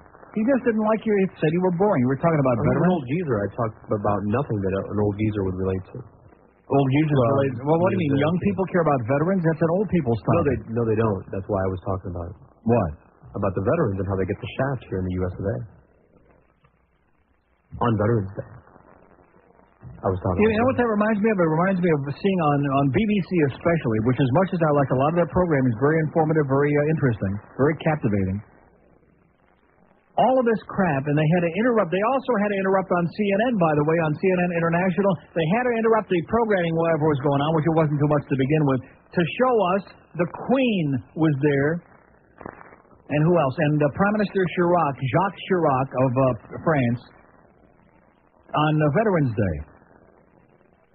And you know something? I understand that, you have to look back and we have to... Why do we have to? I don't know. Because the human race keeps making it a slaughterhouse. Look what they're doing in goddamn Indonesia, for Christ's sake. How could the world sit back and allow the Holocaust to go on? How could they allow what happened in Tiananmen Square? How could they allow what's going on over there? They do it because it's very easy, because you sit back and you report it and you act, suitably indignant about it, and that's it. And people keep getting killed, just like George was telling me during the last break about this cruise ship that went out when I wasn't here during the hurricane. Well, how the hell could that... it happened while I was still here, but I remember the story, they were looking for it. And they didn't find it because it went down in the hurricane. And all the people, how many people? 40? About 40. About 40 people on board died because the cruise line... Now, do we know what cruise line it was? Not that we want to mention on the air, although I do notice a couple of spots crossed out on the line. I think the Windjammer Barefoot Cruises. The Windjammer Barefoot Cruises? If I'm not mistaken, which I might be. Yeah. Not good to go barefoot in a hurricane. Huh? Not a good idea. 40 people on that ship, and they decided they made a bad decision to try to make a run for it and beat the hurricane. I was right. And guess what? Didn't happen. They died. They died? That's what you told me. They died. They're dead. So there's all kinds of insanity going on in the world, but why in God's name do we have to, how many times do we have to see those damn movies again about Hitler and the goddamn Holocaust and World War I and General Pershing and Pershing Square and all this other baloney? What difference does it make? Because they're still doing the same crap right now all over the world. The world is a goddamn slaughterhouse. And these vacations that I go on, you know, the saddest part of the whole deal is, now that last year I did get spoiled, make no question about it. Make no question, well, however that goes. 7 months. Now, I didn't, you know, if I would have been smart, which I'm not. Nobody ever accused me of being too smart because I came to work here. I would have taken the whole 7 months and I would have arranged for people to, you know, pay my bills and take care of stuff, and I would have just gotten the hell out of here for 7 months. Because when you go on a vacation, as you know, as those of you who actually look forward to going on vacations and really go somewhere and do something, you come back, it's like that, like a dream. It's like it never happened. It's like it never even happened. It's like you went to bed one night, you had an interesting, enjoyable, bizarre dream for a few hours, and you woke up, and that was it. That's the end of it. Like it never even occurred. Here's Fort Lauderdale. Hello. Neil, welcome back. Yes, sir. I want to tell you, Panthers were 2 out of 3 while you were gone. Yeah. Beat Philadelphia pretty convincingly. Pretty 2-1, pretty convincingly, yeah. Well, they were outshot 40-15, and they won 2-1, and they won pretty convincingly, yeah. Well, they played better than the score indicated, I thought. Yeah. But did you have? They were outshot 40-15. I mean, just because I wasn't here doesn't mean I don't know every little detail that was going on. These were skated out like 40 feet from the net, and they collided. Yeah. Knocked Van Beesbrook on his ass, stayed down for like 30 seconds to a minute, and all these people that are still loving Van Beesbrook couldn't have him to a better guy. Meaning what? Well, you know, I mean, you go floating out of your net, you're fair game. Yeah. And you know. What about the alleged racial incident with Chris Grattan calling him a baboon? No, not the N-word, a effing baboon. That should not happen. I don't agree with that, but that was after the fact because I just was curious if you get a chance to look at it, look at the clip and well, see, I don't want to see right off the bat. The only Panther call I get is about Peter Worrell. No, I'm not about Peter Worrell. Peter Worrell is not a hockey player. He is never going to be a hockey player. He maybe he does look like a baboon. I don't know. I haven't paid that much attention to what he looks like. But the fact is that you come back here, get the newspapers that have been left for me, big articles. Peter Worrell this. Peter Worrell not this. Peter Worrell is not anybody's fancy to watch. He's not a hockey player. I was just looking at the aspect of Van Beesbrook. No, I didn't see that. Well, he got hit. He got clocked pretty well. He was like 30 feet floating out of the net. Well, get his ass back in there where it belongs. Yeah, he should be back in the net where he belongs. That's all. And I just, And we'll see him again here on Sunday. Yeah, on Sunday. And he was, to me, he's a turncoat. And wait a minute. What do you mean he's a turncoat? Well, what does that mean? I just don't like the way he left here. You do?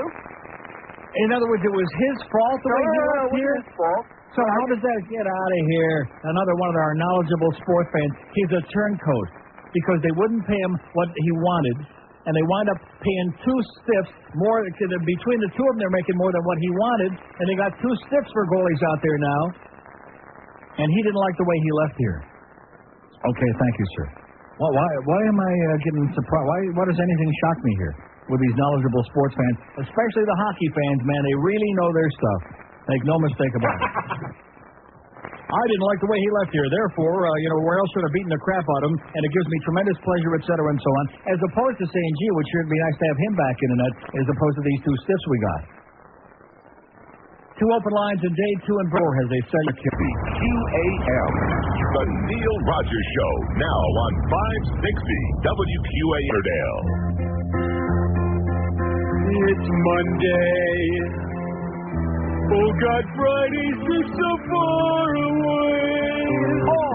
Here I'm trapped in this auspicious day. I feel like crap, 'cause it's Monday.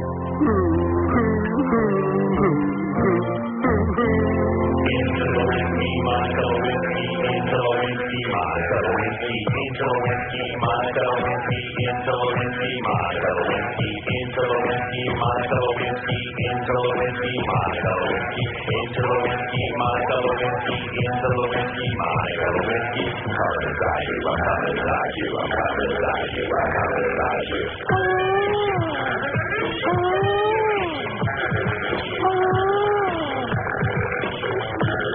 Well, now, don't you tell me to lie. I love that Monica's big fat thighs. It's not prosecute, I can't deny. I hate her big and hairy pie. Phew, yahoo, who knew? My presidential juice was squirted on you. Loving Monica on that oval tile. I rolled that booty slick Willie style.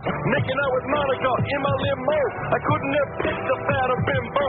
Feeling patriotic, got my flagpole smoked. I'm a old glory, she nearly choked. When she sucked down my big fat Willie, started to scream like a horny hillbilly. Hillary's mad, I'm down on my knees. Into the whiskey adultery. Into the whiskey, my fellow whiskey. Into the whiskey, my fellow whiskey. Into the whiskey, my fellow whiskey. Into the whiskey, my fellow whiskey. Superstar report, I really can't cope. I'm the president, not the friggin' pope. The time is now and I'm coming clean. I like my boobies with cherries and cream. The boys on the hill say they may impeach. All for getting stuck by that two-time elite.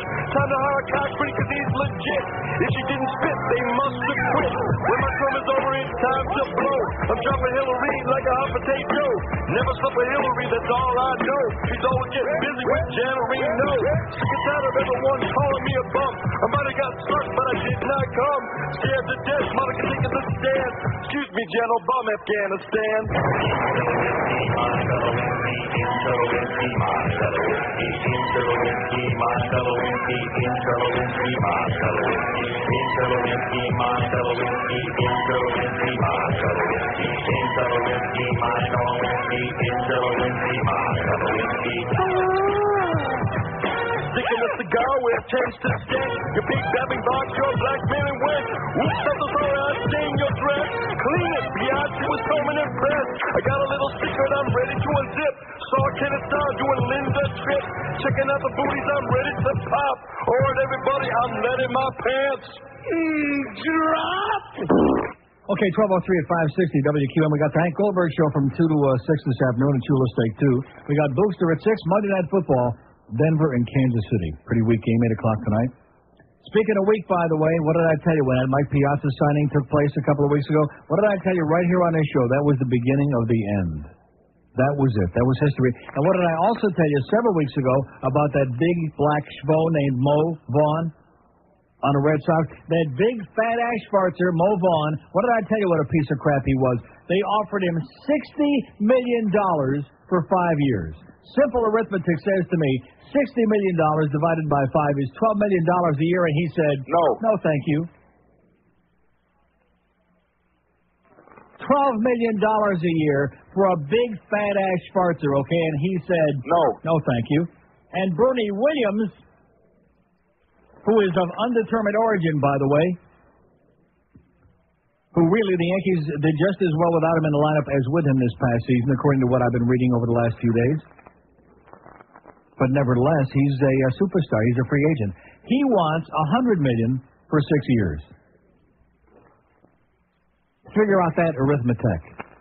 Okay? A little over $16 million a year sounds like to me. A little under $17 million a year. Is Bernie Williams worth 16 or 17? No. Dollars a year? No. Forget the million? I say a plague on your houses. I hope that all you sports guys, because when hockey, which they're on the verge of doing this, when they start doing the same thing, then I'll just turn in my tickets, okay? I'll just go out and sell them on the street corner. I'll go out and sell them in the parking lot at the Sawgrass. A plague on all of their houses, and those people, those idiots, including some of the ones who listen to this radio station the other 20 hours a day, who support and subsidize this, you need mental help. $12 million a year for 5 years for a big fat ash bow like Mo Vaughn, and he's got the chutzpah to say, no, I want Mo. 2 open lines in day 2 in Broward, 5670560, pound 560 on the Mobile One line. Here's Miami Lakes. Hello. Neil. Yes, sir.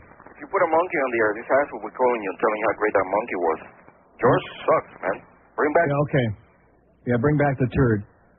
Okay, one call left on the board. They're banging and clanging out here. The construction people, they're banging on the walls. I'm back. I'm right back in the swing of it. Thank you.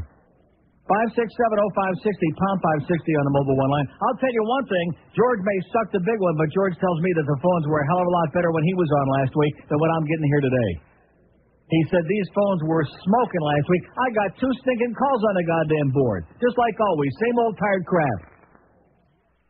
The one thing that I come in here and dread, the one thing that I approach with great apprehension every goddamn day of my life that I walk into this room is sitting down here and being met with this classic telephone indifference, even if most of the calls do suck, which they do.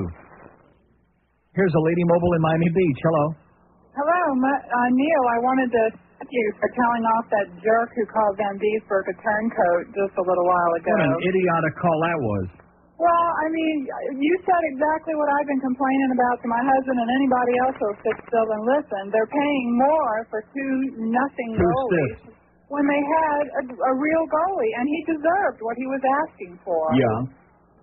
And I also think that Worrell is really smart to not get all involved in that racial stuff. It's like every time he plays a game, somebody comes along and says someone called him a monkey. And I think that he's real smart to not get involved with that stuff. The only one that I know of that ever used the term banana-eating ape was Brian Murray last time I recall. Right. And nobody talks about how well he's playing and how they won the game and it was a good win and all that sort of thing. How well who's playing? How well the Panthers are playing when they beat the Rangers, when they beat the Flyers. I mean, yeah. It was 2 in a row. I mean, hey, it was something. Yeah. But, I wouldn't get too excited yet. No, I'm not. I think that, I hope that Van Beesburg's best seasons are coming to him because... from the minute he did that at the beginning of the year, the minute his agent started asking for... Exactly, and Huizinga doesn't mind raising ticket prices and crying about nobody will build him an arena when he's got more money than God. So, anyway, that's all. That was my beef. I loved hearing you tell that guy off. Okay. And we'll see what happens on Sunday. Yes, I'm going to be there. Okay, me too. Rooting for the Beezer. Okay. See you there. Bye. We have an open line in Broward. Here's a mobile in Coral Springs. Hello. Neil. Yes, sir. You're a little late. With what? Let me tell you. I gave up. I'm a season ticket holder, or was, for the Marlins. Yeah. For the Heat. For the Panthers. And for the Finns. Yeah. When they started with these salary situations, 60, 80, 100 million every season. Crazy. I said to myself, later for this. I gave up all my season tickets, and what I started doing was sponsoring youth athletics, and at least there you get some bang for your buck. When you go to a soccer game, like I sponsor 3 different girls soccer teams, they treat you with respect, they treat you with, all-out playing, and that to me is what sports is all about. This whole situation with Piazza and Kevin Brown, way out of hand.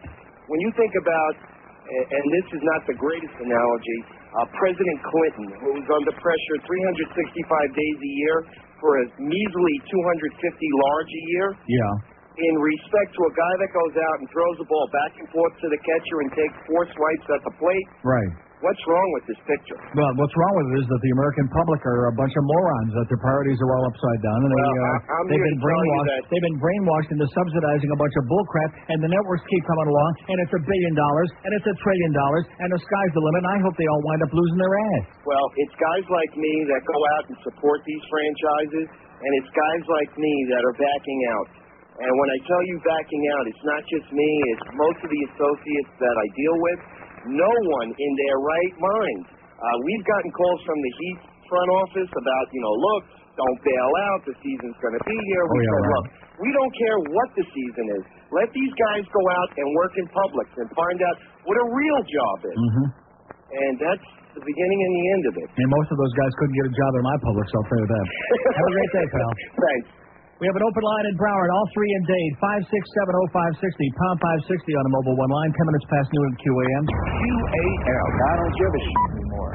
17 WQM, we got 400 Dade lines waiting on you, 5670560, pound 560 on the mobile one line. I'm sitting here and I'm thinking about that Mo Vaughn thing, that Spo Vaughn, and the more I think about it, the more incensed I get. The more incense I start lighting up. You think about all the black guys in this country, some of whom are, well-educated, some of whom have some skills, just can't catch a break. And here's a guy who turns down $12 million a year to play baseball with his big fat ass. There's there's a cigarette and woodpile here somewhere. I'm telling you that right now. Here's a lady in Hollywood. Hello. Hi, Neil. Yes, ma'am. Welcome back. Sure. I just wanted to say I had an idea for I guess you heard about the Wayne Huizenga. They want to do a statue for him. No, I didn't hear that. Oh, geez. Well, my stepfather actually brought it up. He thinks that they should take Al Goldstein's finger and put his name on it. Put Wayne's puss right at the other end. Yeah. And also about the arena fire. Yeah. When I heard about that, I was thinking maybe it was a disgruntled NBA player. Yeah, they're tall enough. They could probably, just reach right up and start it on the roof. Okay, have a great day, sweetheart. Okay, we have an open line in Broward, 3 in Dade. Mobile in Weston. Hello. Hey, Neil. Yes, sir. How you doing? Okay. Welcome back. You have a good trip? Great. Did you see in the paper today about the possible suspension for Worrell for the hit on Alexi Moroza? Yes. What do you think's going to happen? You think they're going to? How do I know? How could I think anything when I wasn't here to see the game? How do I know? Well, I thought maybe you taped it or something. No. As far as the NBA players, all these players. All I can tell you is that I have no interest in goons, okay? There's too many goons in the NHL. There's too many goons in all sports. This guy is not a player. I'm sick and tired of hearing about Peter Worrell. There's a mediocre team that's playing out there named the Florida Panthers, and it's a good distraction to keep everybody pointing fingers about him. He did this. He didn't do this. This one called him a name, didn't call him a name. All it is a smoke screen for the fact that it's a very mediocre team. As far as all these other players, all the money that they're getting, and it's outrageous. I won't pay for any of the tickets for that, but you said you wouldn't want any of the basketball players at your Publix. I think we could really use them there. They're tall enough you wouldn't have to have any of these short-stock people on ladders, and they can reach the top That's a shelves. good point. Good point. Never thought about that. Get those prices down there where they ought to be. Excellent point. Thank you, sir. There we go. Let's get all those NBA guys in there at your neighborhood Publix. Reach up for me on the fourth shelf up there. Okay, no problem. In fact, he'll be reaching down. 2 open lines in Dade, 2 in Broward. 5. And I played minor league ball in in 1939, 1940. Yeah. I was in the Dodger organization, and I was getting $40 a month, and all the milk I can drink on the bus. Yeah, that'll kill you. Let me tell you something. That was great. $40 a month. I played second base, made the turn. I was hitting 280. I could hit a curve, but I could never get up into the bigs. Yeah. I'm looking at these, whatever they are. Assholes, yeah. Hit 180, and they're getting $2-3 million. Right. And they can't. Look at this. What's his name? The Cuban who can't field. They put him in as designated hitter, and he can't catch a fly ball. Jose Canseco? Oh, yeah, that's the one. Yeah. I just wanted to get that off my chest, but I'll tell you, this professional ball. Football, basketball, baseball, sucks. Amen. I've stopped going to every major league game. I've stopped going to football games. I've stopped. Fine. Here's a mobile in the Gables. Hello. Hey, Neil, how you doing? Okay, sir. Neil, I'm just wondering, why are you bringing up race when it comes to move on? Meaning what? You're saying, how many black people and, that's whatever you call Schwarzer. Why are you bringing it up? Why not? Well, when Mike Piazza turned down the big deal from the Dodgers, you go, that stupid white guy? Yes. Yes, I did. Didn't. Sure, I did. No, you didn't. You Yes, I didn't did. I stupid said white guy. Stupid Guido is what I called him. That's right. Oh, you call him a Guido? Right. He is. No, I didn't call him a Guido. He is a Guido. Listen, I agree with you about this. That's why I hate He's a Guido with no loyalty who belly ached about the fact that he was in shock that he was no longer wearing the Dodger blue because he demanded $100 million from them, and now he takes $91 million to play in New York. He's nothing but a goddamn whore is what he is. He's a Guido whore. Oh, that's beautiful. But listen, I just hope baseball goes out of business soon. Me too. Because they're the worst sport, and they're overpaying everybody. And that's the sport that really began with overpaying everybody when the free agency came around. You're right. So, they started the whole madness. I say a plague on their house, pal. Yeah, that's exactly Let them what take it their should balls and pack them up and go home. Amen. Of course, this town, with this joint here, we're going to wind up, this place will go bankrupt because of the Marlins again, and Wayne still owns the Marlins last time I checked. By the way, did anything happen on that deal while I was gone? That John Henry? No. Oh, my God. I'm going to tell you something. When they approach you people out there in Radio Land, and tell you that they want you to buy those Marlin season tickets next year, you better show them where the goddamn exit is. You better make them hear that dial tone on the phone real goddamn fast. That's the one. Boy, that thing's kind of slow, you know. Oh, this phone system blows. Did I ever mention that? 2 open lines at date 1. I had Birmingham in the Tuscaloosa game on Saturday. Get a goddamn life, okay, pal? Go into rehab. Get a lobotomy. See if there's anything left in there where that brain used to be. Here's a, what is it? I'm on the wrong line. Mobile in North Miami. Hello. How you doing, Neil? Okay, sir. Just want to let you know that we're glad you're back. And as much as George is a nice guy, he's kind of boring. But we're glad you're back. Thanks. Okay, thank you so much. He may be boring, but let me say it again. He had more calls in 1 hour than I've had all day here put together. That's what he keeps telling me. Every break, he says, guess what, Fatso? I had more calls on the board at any given time than you have put together here in 2.5 hours. What's your big claim to fame after 23 years in this market? And I said, well, guess what, Mr. Smarty Pants? I just got my paycheck today. That's what I said. Oh, by the way, did you get your bonus yet? No, remember it's due on the 20th. Oh, my God, this is the week, ladies and gentlemen. This is the week that was. Get Walter Cronkite back. Forget about that space shuttle, okay, with that old fart. Get Walter Cronkite back for one more go-round. We have the news event of the goddamn century, and it's coming up this Friday, November 20th, right here at WQAM. This is the day, according to Greg, I would never lie to you unless I was alone or with somebody, Reed, promised George his 3, not 1, not 2, but 3. Uno, dos, tres. Under trois. Got it? Uno, due, tres. 3 bonus checks, all in one, this Friday. And if that money isn't there on Friday, it's going to be a long vacation for some of us. Because this man came down here and made a blood oath right on the goddamn door. Look at that. Made a blood oath on the goddamn door, this Greg Greed, that after all these months of prevaricating and bullcrapping and stalling and stonewalling and just plain out bald-faced lying through his goddamn teeth, that George would finally get his bonuses. And here's a guy that comes in here and does the whole week, which prevents them from having to pay somebody from coming in here to do the fill-in, who probably would have sucked anyway and been a lot more boring than George ever could be. So this Friday, I want everybody in this town, I want every man, woman, and child, in fact, it should be a holiday, the kids should be allowed to stay home from school on Friday, to listen to this show and see if this man finally comes through. This is the moment of truth. It is. This is the greatest test in the history of the human race. Far more meaningful than any of the Monica Lewinsky bullcrap, any of that garbage. And I'm on vacation the following week. Yeah. So if you also take it off, then we'll do it. No, it's a Costello show. Joe Costello show. There's going to be answering the phones, running the board, and payment. That's what that check was for. 1226 at 5:30. Ben Coates, get away from the ball, motherfucker. 32 at 560 WQM. By the way, I guess I should, in all fairness, mention, I did see this story. Ken Caminiti of the Houston Astros took less money, just like Mark Grace did a couple of years ago to stay in Chicago. Ken Caminiti showed a little bit of loyalty, took less money, turned out an offer from Detroit, who wants to play for them anyway, and stayed in Houston. There you go, Ken, baby. So there's a few guys around like that. Not too many. There's a couple that can scrape by with their 6 or 7 or 8 million a year, whatever the hell they're making. They can make ends meet somehow. As opposed to that greaseball Mike Piazza and that big schmo.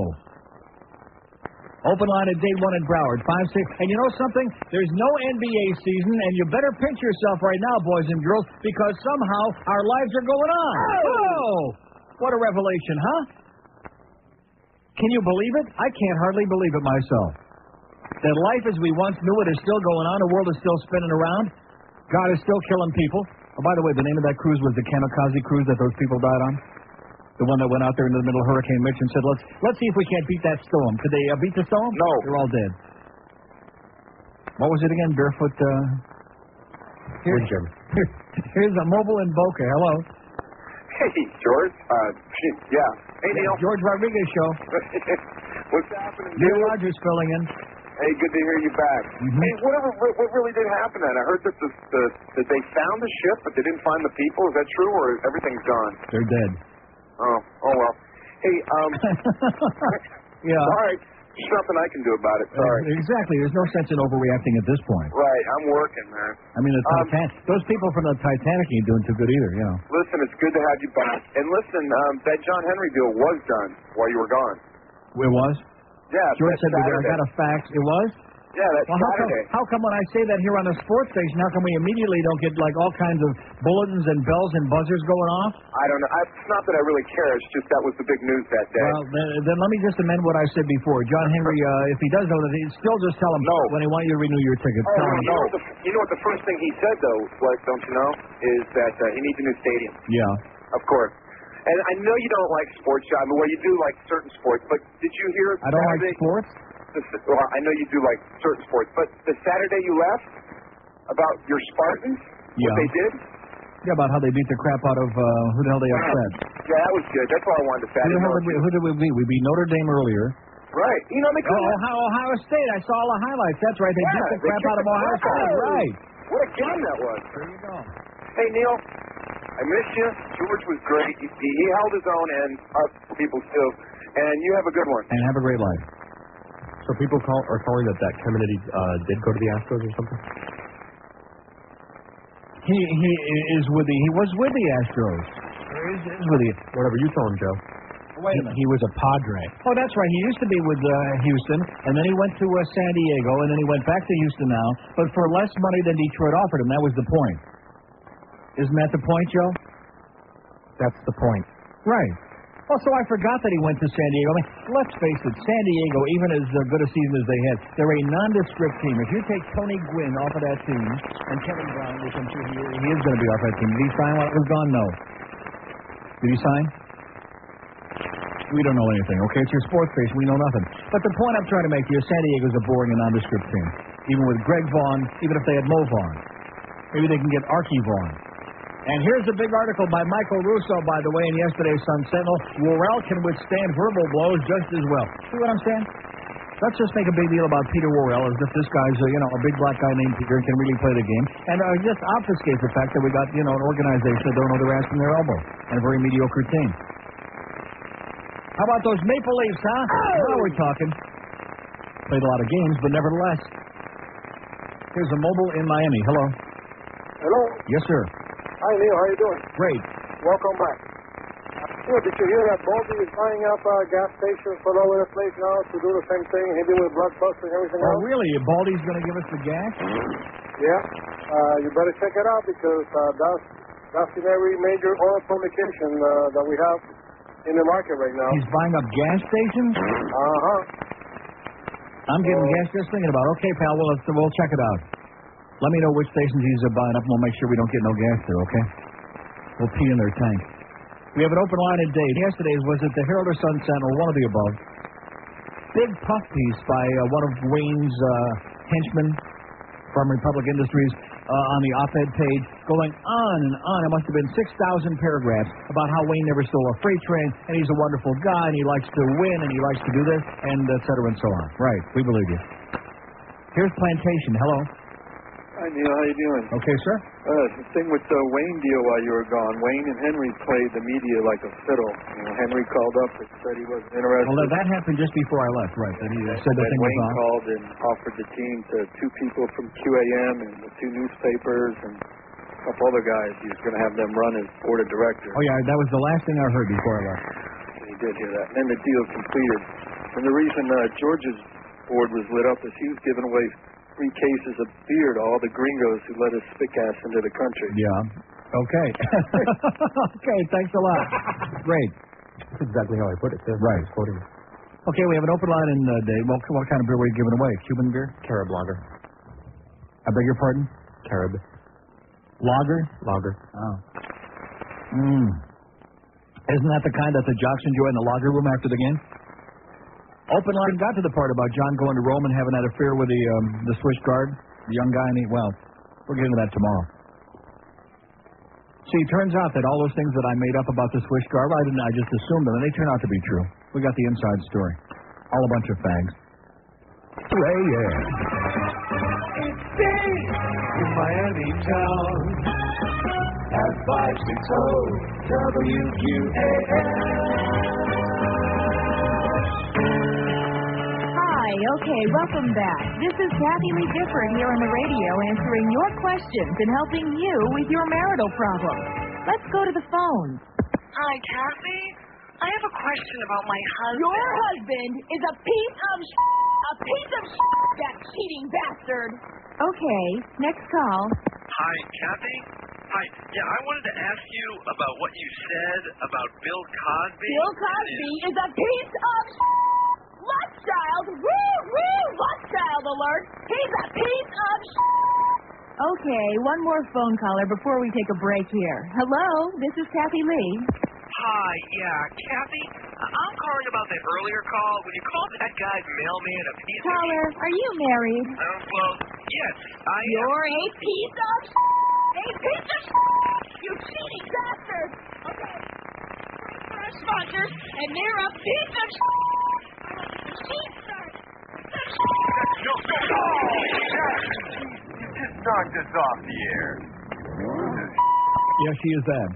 Don't forget, the media have decided that Kathy Lee and her husband Frank Gifford are two very, very important people. And you better believe it, okay? Whether you like it or not, they're important, okay? Is that okay with us? And she's helped Frank find a relationship with God that he's never had before. Here's Fort Lauderdale. Hello. Fort Lauderdale. Hello. Yes, sir. Hi, Neil. Welcome back. Just a couple of quick questions for you. Okay. About the argument about how much money the athletes are being paid. What's the definition of a fan? What is the definition of a fan? Mm-hmm. Well, there's all kinds of fans. There are front-running fans. There are fans who are like live and die with their team, who support a team because they enjoy the sport. It is a recreation or whatever the hell it is. I mean, I agree the fans have been taken advantage of, but it's not the players' fault. It's like the owners are giving them the money. I mean, if your boss walked in and said, I'm going to give you $10 million for your show. Yeah. I mean, I'll take it. You'll take it. Right. I don't. There's no question about it. But the problem is, you got these asshole owners that continue on the one hand bellyaching about the fact it's out of control. They all keep, shuffling the figures, complaining that they're losing money, and then they turn around and they give the money, figuring that there is no limit that the fans won't. There's no tolerance level. In other words, no matter how much they keep raising the prices, okay, I want to bang on it. Well, I already banged on it a lot, but that was in Amsterdam. But the bottom line is this. This town existed before we had professional baseball and hockey, if I do dare say that. Now, was this community better or worse in those days than it is today? Is there any question? No. Is the quality of life improving in this town because we have more professional sports? No. Oh. Here's Oakland Park. Hello. Yeah, Neil. Yes, sir. I want to tell you about the arena. You finally won this year that they started putting lids on all the sodas now. At the Mac Arena? Yes, sir. They put lids on the sodas. Yes. Oh, my God. How do you like that? You missed that when you went away, but they did it for you. They did, yeah. They sneaked it in there while I was away, so I couldn't take credit for it. Right. Thank you so much. Thank you very much. Okay, there you go. I got the sound taken care of. I got the goddamn shots on goal up on the big board there so everybody can see them. I got the lids off of there. Now, the goal lights, I'm sure they still have the same stinky goal lights because that would be too obvious. That would be too obvious caving into one person who's a real fan, one of the very few real fans that attends the games in that arena, that understands what's going on and what takes place in a real major league arena. Even old places like Maple Leaf Gardens, where they got the big goal lights, and they have to have real big ones because they're going off a lot this year, baby, for the home team. That's right. Because Toronto leads the league in goals and in points, even though we played a lot of games. But nevertheless, we have an open line in Dade 1 in Broward, 567-0560 and pound 560 on the mobile one line. Here's a mobile in Boca. Hello. Yeah, Neil, did you hear Joe Theismann's definition of fudge packing at the game yesterday? No, I did not.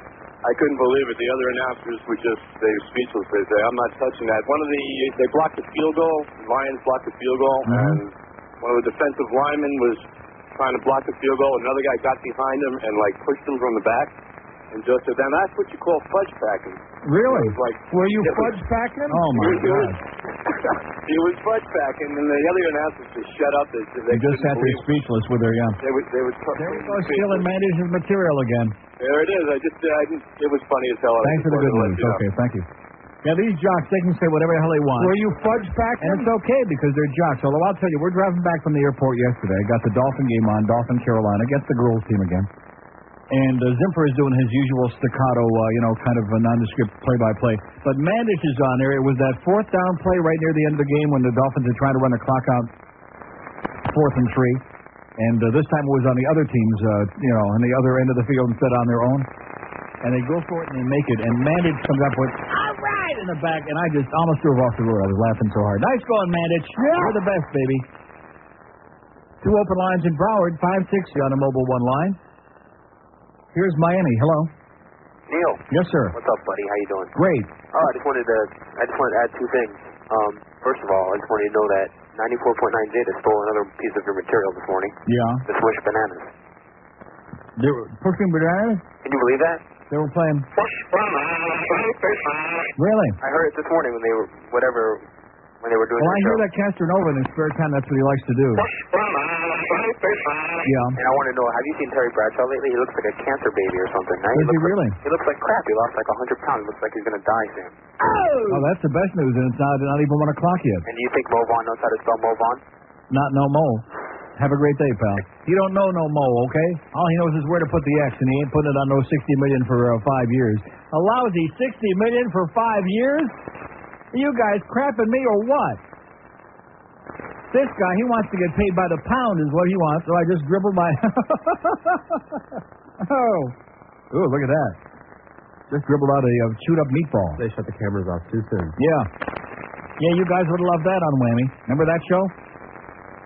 Boy, you know something? I never, even as I've been fighting the flu for days. Not the flu, I shouldn't say that. A little cold. Because it was, the weather was a little on the raunchy side. But successfully fighting it off, I might add. And I think I'm going to do that this time. Just a little bit of ache and a little congestion. But other than that, I feel so great. And it's just taken me till now to realize that the main reason I feel so good is that we actually have the lights on. We don't have Fat Joe in there, like munging and farting all over the place. We don't have like a little sideshow going on here. We're back to the way it used to be before June. Oh! Like a real pleasant experience almost. We just had all these phones lit up here. Look at this. Only 4 goddamn calls on there. What? Only 4. I'm just being facetious.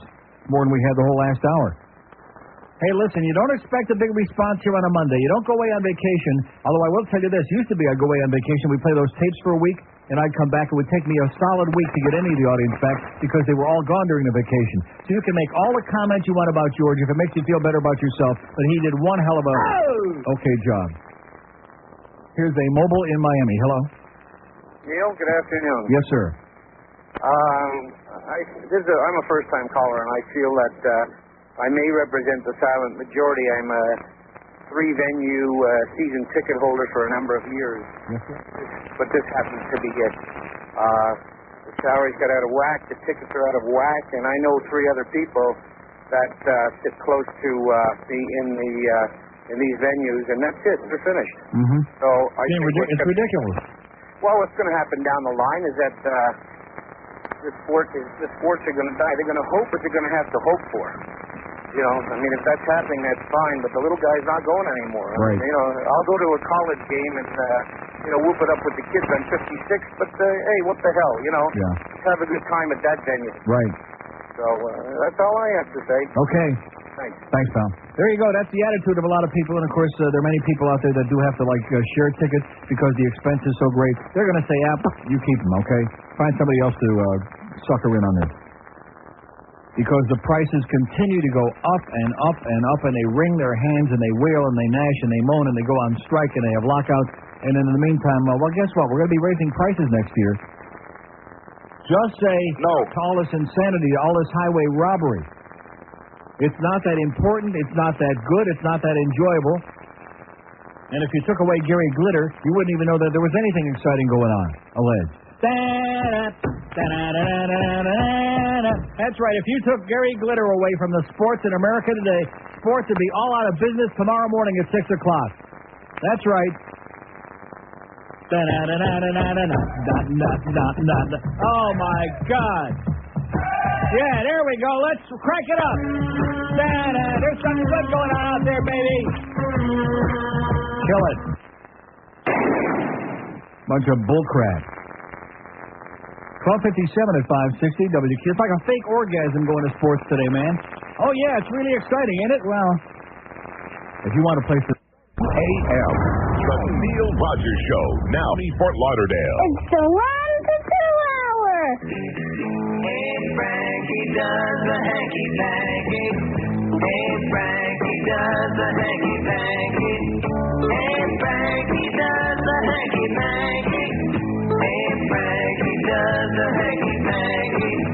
Hey, Frankie does the hanky-panky. Frank got to cheating so easily, running the play behind Cassie Lee. Said he couldn't help it just because he saw how wide open her field was. Yeah, Frankie does the hanky-panky. You're caught on video, you're not amused. It's even worse when you're in tabloid news. This girl blew the whistle, Frank couldn't have known. He never even made her end zone. Frankie deserves a spanky-spanky. Don't forget there are two very important people that I mentioned that today. It's 103 at 560 WQM. We got Hank from Shula Steak 2 at 2. We got the Boogster at 6. We got Monday Night Football 8 o'clock, Denver and Kansas City. As Denver will go to 10 and... Thank you. 2 open lines at day 1 in Broward. 5, I see Boca Brian's here. I feel better already. No, seriously, since you walked in the door, it's either the soup I just had. From Tony's, by the way. Did I mention our friend Tony's? Not enough. Not enough. Thank you, Tony. Or what's his name? Brad. Thank you, Brad. Is it Tony at Brad's or Brad at Tony's? Whatever the hell it is. Tony's on the street. We thank them profusely. Good stuff. See, we know how to get the free food on this show, baby. We know how to do it. We don't have to call up and get into big arguments with our good friends like our friend at All-American Sub. 2 open lines at Dade and 1 at Broward. Brad Perlman, 567-0560 and pound 560 on the AT&T line. Scott, whatever his name is, Brad, Scott, Tony, it's all the same. Seen one, you've seen them all. Here's Miami. Hello. Neil. Yes, sir. Hey, welcome back. Thank you. How's your vacation? Great. Hey, Mo Vaughn, he's not worth anything, man. He stinks. Does he? I mean, he's horrible. I mean, you know how many donuts he eats a day? Yeah, probably 2-3 dozen easy. But what was the name of that guy in the 70s? He used to play for first base for the Red Sox. Guy in the Big 70s? guy. Yeah, he wore the baseball helmet. Played first base for the Red Sox in the 70s. He looks like Mo Vaughn. Yeah. Big dark-complected guy? Yeah. Beats the hell out of me. George Scott. George Scott. Yeah, right. George Scott. He was getting paid by the pound, too, right? He was 10 times better than Mo Vaughn. Yeah, you're right. Good point. Okay, we'll give George Scott the money. And George C. Scott wants some of it, too. He wants a piece. All the date lines are open again here. Tremendous response. We're giving away beer. Anybody want some beer? 567-0560, pound 560 on the AT&T wireless line. Yeah, I come in here. I get to give away a bunch of crappy old CDs that Tracy and Edie can't give away to anybody. I did that, too, on a Monday. You gave away CDs also? Well, I special ordered a whole bunch of weed CDs just for that Monday. So I was over there smoking weed in Amsterdam, and you were giving away weed CDs, so what comes around goes around. All kind of ties in together. A lot of drugs in Amsterdam, man. That's all we did for 10 days. Just drugs, more drugs. Anybody believe it? No. Just spread the word. Here's a mobile in Hollywood. Hello. Mobile in Hollywood with that radio cranked way up. How you doing? Okay, sir. How you doing today? I just came back from Utah. I just wanted to say that Carmelone on the radio, I mean, that's a joke. Yeah. I mean, that's an absolute He do joke. not be treating his wife bad, and if you do not believe it, he'll come down there and kick your ass. How do you like that? Yeah, right? Yeah. I mean, it's absolutely ridiculous. Right. I mean, I can't believe they actually... I mean, that's like letting you go out on the basketball court and going away for a fadeaway shot. Exactly. You know, I for mean... a fag-away shot, right. Yeah, right. All right, hey, can I call somebody a douchebag? Go ahead, pal. Yeah, I like to call Jason from Bel Air a douchebag. Okay, say hi. So you be saying hi to Carl for us now, okay? Oh, look at that. We're down to 1 call on the board. Time for some music now that I'm feeling better. No, we want Gary Glitter. Where the hell you got Gary Glitter? You holding back on us? What? Joe has it over there. Oh, Joe's got Gary Glitter over in the other building. How come we don't have our own Gary Glitter, goddamn? Here we go. Come on, crank it up, Joe. Let's hear it. There's something great going on out there on the court, on the field. We can't see it, but everybody's getting all excited and whipped up and pissed off and fired. Da-da-da-da-da-da-da. now. Come on, let's go. Oh, God. I've had bowel movements that were more exciting than this goddamn song, I'll tell you that. Including recently. That Dutch food will kill you. Open line at Dave. All three in, wherever it is. Okay, kill it. 5670560, pound 560 on the AT&T wireless line. That's right. Convince the people are having a great time. It's exciting. Do you believe us? No. Those $4 sodas, they're pretty good, aren't they? No. At least they give the fans the lids on the sodas now at the Macarena. Nice going, Neil. Neil, God. Here's a mobile in Palm Beach. Hello. Yeah, how you doing, Neil? Glad to be back. Glad to have you back. I'm talking about you. I'm sorry. Oh. Yeah, Neil, I have a question for you. What's the name of that book that you read on the air a couple of weeks ago about the football players? About the scumbags like Charles Jordan, who's off the team now and got arrested again? Yeah. Pros and cons. And you were reading another book as well, too, the following week. Lost Rights by James Boulevard. I read most of it on a plane on this trip, and it's just the best. The best. Oh, okay. It'll get you real pissed off and fired up, man. Okay, well, glad to have you back. And, George, I know you tried, guy, but, watch the old man a little more, all right? Okay. Thanks, Neil. Okay, watch the old man. Okay, look at the old man. He's got one call on the board. Watch that, because I got no beer to give away. No old CDs from Tracy Neely. No weed CDs. How about let's give away some weed? How does that sound? Huh? Anybody want some good weed out there? Brought it back from Amsterdam. Some good skunk. In fact, that customs guy said, what smells in your suitcase? So I said, just a skunk. He said, okay, go ahead and have a nice show tomorrow. 5670560, pound 560 on the AT&T wireless line. Everybody into that Gary Glitter. It's got me, my insides are churning. It's either that or the soup. One or the other. Got my insides my kishkis are twisting from Gary Glitter. Because when I go to a sporting event, when I make the effort to drive 3 minutes up the road to see those hockey games. Pissed off gets me fired up when I hear someone say that. You better damn well believe it. 9 minutes after 1 at 5:06.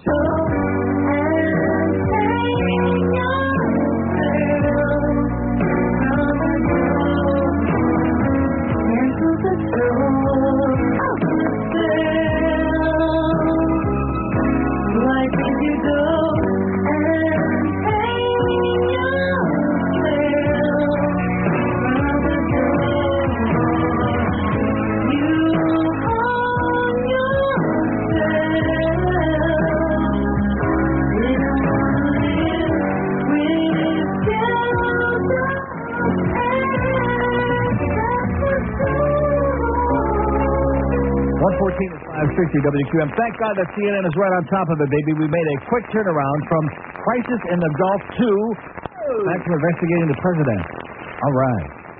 Okay, we have two open lines. You're right about these callers. They're not dedicated. They are not dedicated to the one that they love or hate or are indifferent about.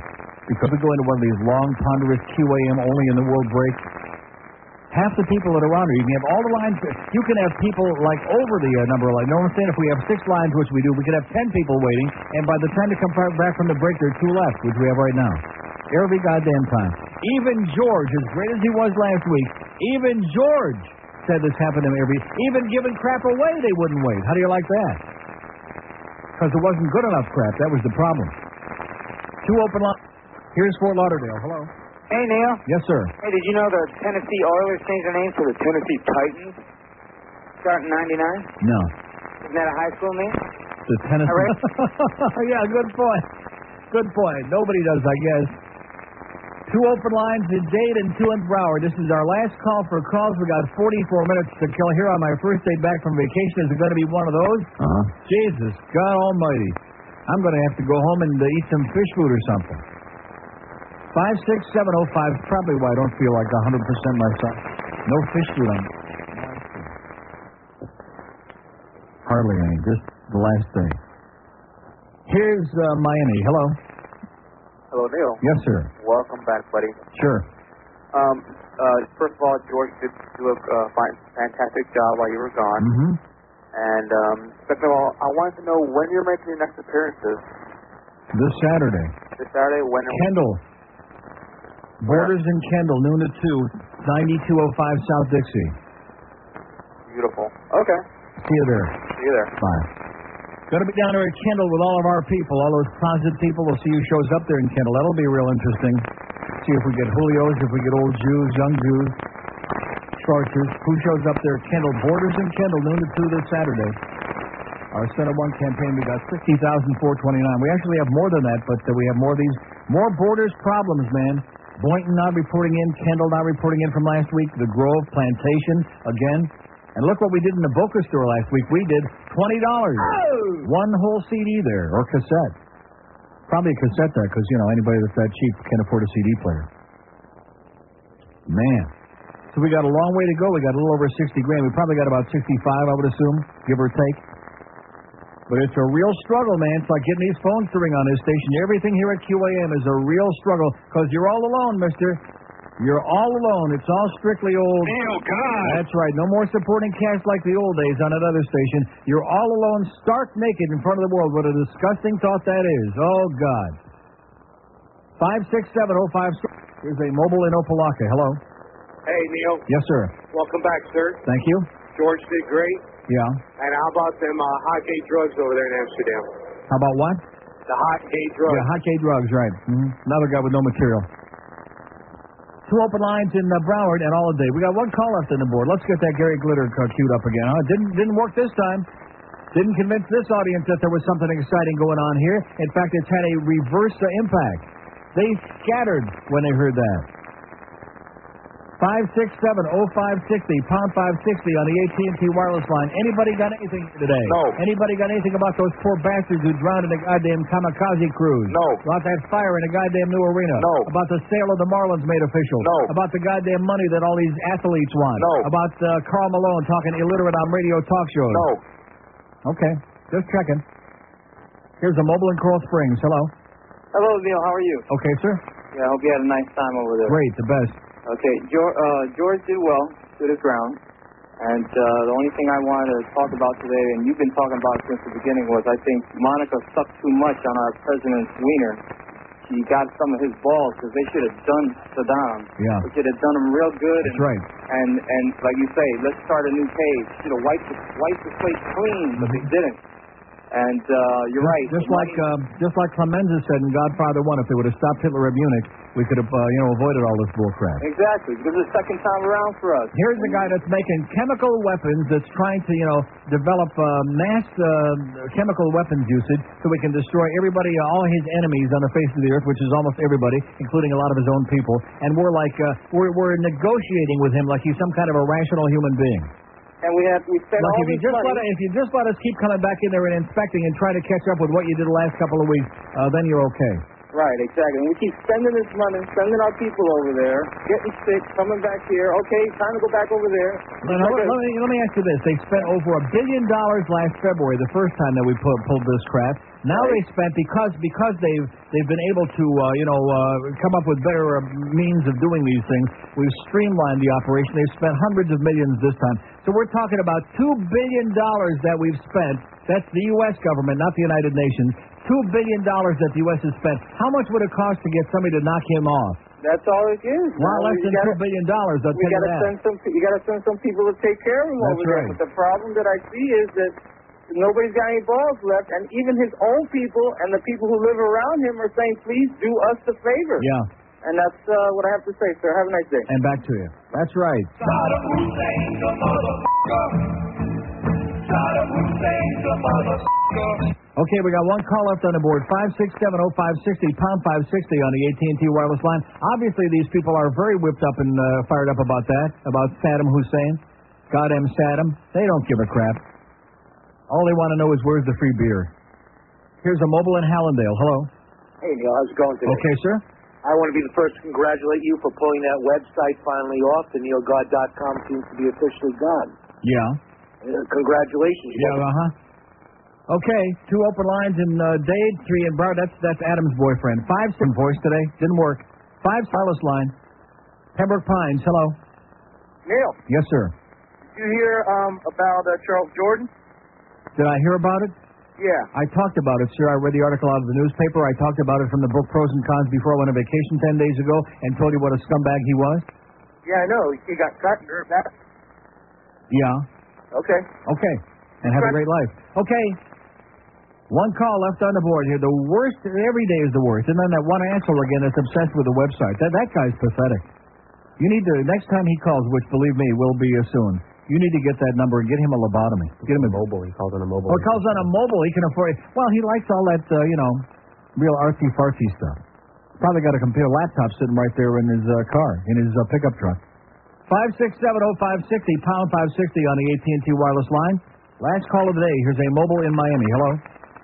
Hello? Yes, sir. Welcome back, Neil. Thank you. Listen, George, he might have had some interesting topics when he was on. Of course, he spent, a few hours every night researching. But he is How do you know that? How do you know how many hours? He said it on the radio. Yeah.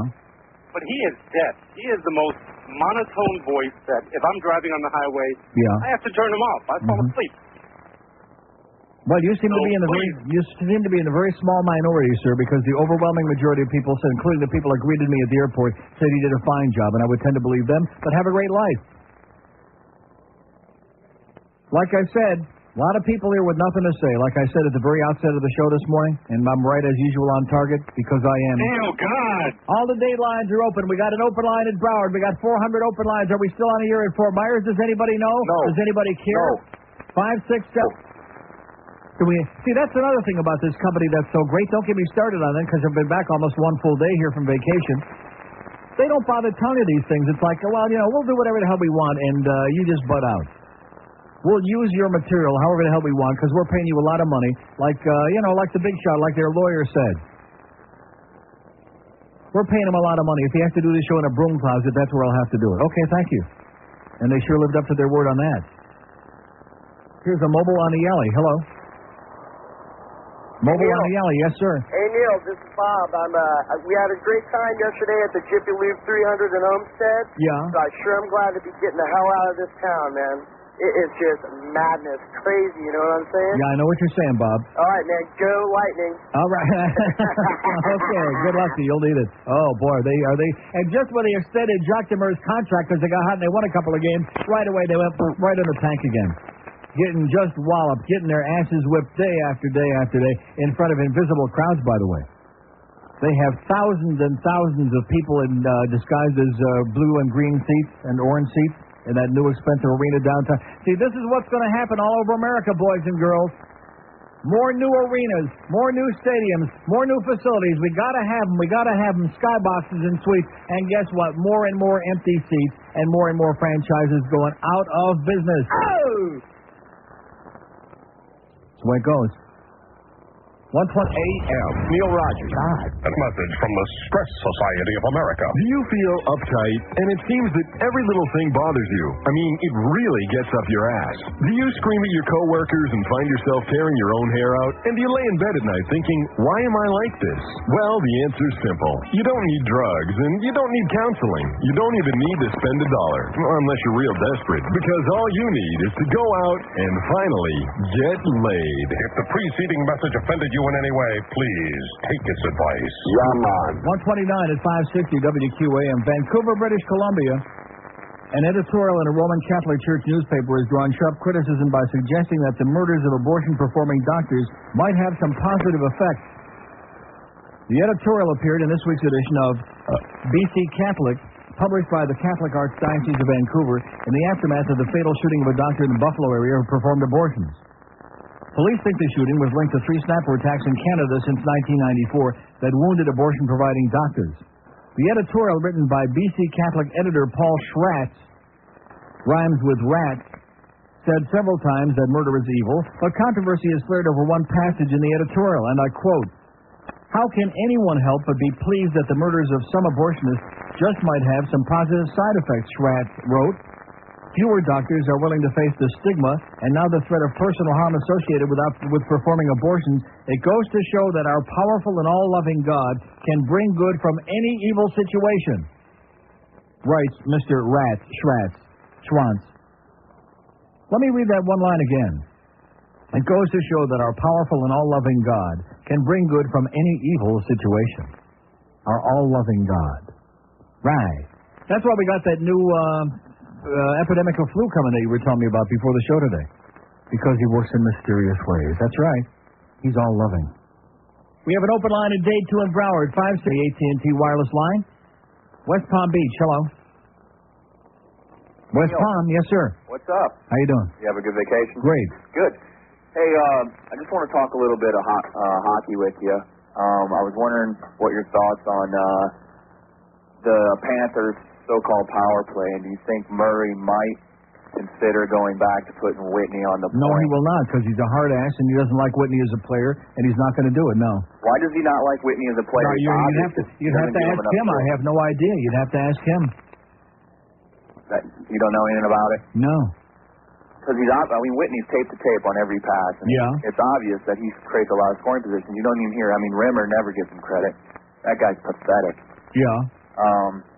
But Murray, he just doesn't like him, huh? But doesn't Rimmer say, as we affectionately refer to him as the wizard? Doesn't he say that? If I hear Rimmer say, as we affectionately call so-and-so, that went out with knickers, Rimmer. It's boring. It's terminal, Rimmer. Stop living in the past. That's like the marsh pegs. I affectionately call Rimmer the rim job. There you go. He's pathetic. Well, I'll tell him you said so. All right, thanks. Okay, thank you.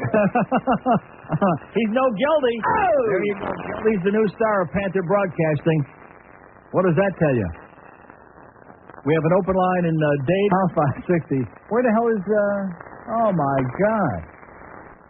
What is that thing under? I feel really, really shitty. What is that other one under? The Denise Spot Band. Which one? The other one where he blurted that crap out on the air. Don't you remember that? That's right. Well, you see, you tipped it with that spook thing. You spooked it. The callers get spooked easily. A lot of spooks in New Jersey. Sorry. Well, I've been away for 10 days. Okay, I've been dealing with enough spooks out there in the streets trying to peddle me illegal drugs in Amsterdam. Not too many, just enough to be annoying. We have an open line in Dade. Here's Fort Myers. Hello. Hey, hi, Neil. How you doing? Okay, sir. I got a couple questions to ask you about Amsterdam first. Is there Nepalese hash and Afghani hash in Amsterdam? Is there a what? Is there Nepalese and Afghani hash in Amsterdam? Yeah. Been around here for about 20 years. Yeah. And the other question, the other thing I want to ask you, I read Lost Rights the other day down at the bookstore library. Right. And I want to know how come everybody thinks that football is so much more important than our rights. Exactly. Good point. I mean, I just can't believe it. I'd sit here and listen to your show every day, and nobody cares about our rights. All they care about is what happens at Joe Robbie Stadium and what happens at the stupid ice hockey rink. You got it. Okay, man. Talk to you later. Okay, see ya. Okay, keep your passport handy, especially where you are. 2 open lines in Dade Boxstrap Station. Don't you understand that, sir? That's the only thing that counts is people at their ball games with Gary Glitter. There we go. America has been brainwashed. They've been mesmerized. They've been hypnotized. In their sleep, they're going, That's what they're doing 24 hours a day between their ears. They're glittering with a bunch of overpriced horse crap, and somebody tells them that they're having a great time and that it's entertaining and exciting, and they say, oh, yeah, you're right. You got a good point. Here's Pembroke Pines. Hello. Neil, welcome home. Yes, sir. Listen, you were talking earlier about the pros and cons book. Mm-hmm. Tom? He had on one of the authors of Pros and Cons up against New York sports writer, one of the NFL personnel guys, and these 2 old-time Hall of Famers that I never even heard of. They're 2 senile old men. Yeah. Ganging up on him and, pretty much sticking up for the football players. And it was funny, Johnny Cochran made the comment to one of the guys there, the author guy, that these guys have a right to play football. He says, if the judge set them free, they have a right to play football, and he said something about being for kids, leaders and this and that, and it's like, that doesn't make a difference, and da-da-da, this is a business, and da-da-da-da-da. Yeah, right. And just totally, we're attacking this guy, which I sat there and laughed the whole time, this guy against... Well, the Charles Jordan thing that happened on Saturday, now right over this last weekend, if this doesn't open up anybody's eyes, if people aren't going to race out and get that book and read it and start learning the messages in there, then, to hell with it. Because basically the message is that the NFL doesn't give a crap, so long as it isn't anything about betting or something that sheds a bad light on the league itself, then they don't give a crap what kind of gangsters they bring in. They don't care. Exactly. Exactly. Also, while you were gone, we caught another pedophile up there in Lauderdale. Yeah. I don't know if you heard about that. No. That's just one more off the street. And also, I was in the truck when you gave the name of the author for that Lost Right. James Bovard, B-O-V-A-R-D. James Bovard. All right. Go out and get it. Have a great life. I'm heading there now. Okay.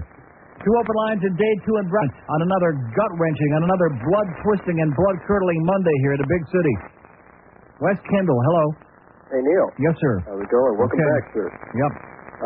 First-time caller, long-time Julio. Just wanted to call you up and tell you a great show. And wanted to cast my vote for George. Did a kick-ass job while you were away. And from one Julio to another George, fine job. And a little fire report for you yesterday. I don't know when you got back from Amsterdam. Was it yesterday? About 4 o'clock. How about that? During the day, hate to use the call letters, WIOD. Yeah. Actually preempted their regular coma-inducing programming to air the Jiffy Lube 300 over the radio. Woo! And I cannot think of a more boring thing to listen to than the three guys with motor sounds in the background. I don't give a shit anymore. Exactly. Okay, one good part, though. Yeah. One of the drivers' names was Dick Trickle. And it was kind of fun to hear him talking back and forth about Dick Trickle on the track. Back memories of Amsterdam. Okay, have a great day, pal. Okay, we have 2 open lines in Dade, 1 in Broward, 60 in Palm Beach, a couple in Fort Myers, or anybody in Jupiter, Tequesta, down in Key West, down in Monroe County, over on the West Coast, this county, that county, Hillsborough County, Penis County. 5670560. See, let me just say this, okay? The overwhelming majority of the audience has cast their vote. Management has cast their vote. I have cast my vote without even hardly having heard any of what George did. George is doing a vacation. Now, next week we'll both be on vacation at the same... I'm going to be on vacation, though, on Thanksgiving. Holiday. Don't say I'm going on vacation again. They'll be riding in the streets. You're taking another vacation? Only $50. That's right. So George is going to do it because the majority... So those of you that want to call in and badmouth like a bunch of little children, you're just wasting your time. You're just spinning your wheels. Find something else to do because it sure as hell beats those tapes. And when the people at Miami International Airport greet me by saying, boy, George did a great job while you were gone, I know that those real tough critics over there, they can't be feeding me any BS. BS. That's right. Because some of them even spoke English. That's right. Good people over there at Miami International Airport. They take good care of me. Oh! They escort me right through there. Of course, John, they said, take your bag over there and put it through the x-ray. No, they did because he always, you know, why can't I teach him to lie, okay? He always has to write down that he's bringing back candy. He buys tons and tons of candy and packaged cheese and all this other crap. And, of course, you can't bring certain things you can't bring back, like fruit. But in fact, when we got off the plane, they said, you can't come in. No fruit allowed. I said, okay, we'll go back. But, so every time we go through so they push him over there, and he's got to go put his, they got to give him a cross-examination. What do you got in there? What are you going to do with it? And where did you buy it? And meanwhile, they're giving me a whole critique on the show and about you did this and the TV show, on and on and on. And of course, people are lined up for, they don't care. I'm a celebrity at 2 places, 3 places, Publix, the Mac Arena, and the Miami International Airport. Oh! That's it. On the show, nobody cares, okay? Dade and Broward, they couldn't give a crap less anymore. Just a doddering old fool. But at those 3 joints, I'm a superstar. Oh! Make no mistake about it. 21. Send somebody over there to knock that guy off. I think George had a good idea. He was talking a while back about all the losers in this country that we put in prison. Why don't we send them over there, give them a chance to No, I say since you're from Michigan, I got a better idea. Send Gerald Ford over there to do the job. That's it. He might shoot himself in the foot first, but he can do it. He ain't doing much else these days. All the other ex-presidents, they're doing important stuff. Gerald Ford, he's, shooting himself in the foot and trying to chew gum at the same time. 2 open lines in Broward, Palm Beach, 6,000 in Fort Myers, 25,000 in Key West, 5670560, pound 560 on the AT&T wireless line. Margate, hello. Hello. Yes, sir. Hey, how you doing? Okay. Neil? Yes, speaking. Hey, how you doing, man? Listen, it's funny. You answered the one question I was going to ask you just a second ago while I was listening. That book is called Lost Right? Yeah. I heard you reading from it a couple of weeks ago. I thought it was some pretty powerful stuff. It's dynamite. I was reading it on a plane yesterday coming back. It's unbelievable. Really? What is the author's name? James Bovard, B-O-V-A-R-D. That's the last time I'm giving it out. Bovard, B-O-V-A-R-D. Hey, and listen, let me. I want to make a comment on this Iraqi thing. Yeah. I don't understand why people get so worked up about it. I really could care less whether that guy lives, dies, or I'm indifferent to it. So in other words, if he develops chemical weapons and, like anthrax and all these other chemical weapons that can kill millions of people, you're not concerned about that? Our government has a mountain of that stuff as it is. Why can't he? Who cares? And why are we sending aid to these Honduran people who are actually harming our country by flooding it with drugs? But I ain't doing half the damage to Honduras.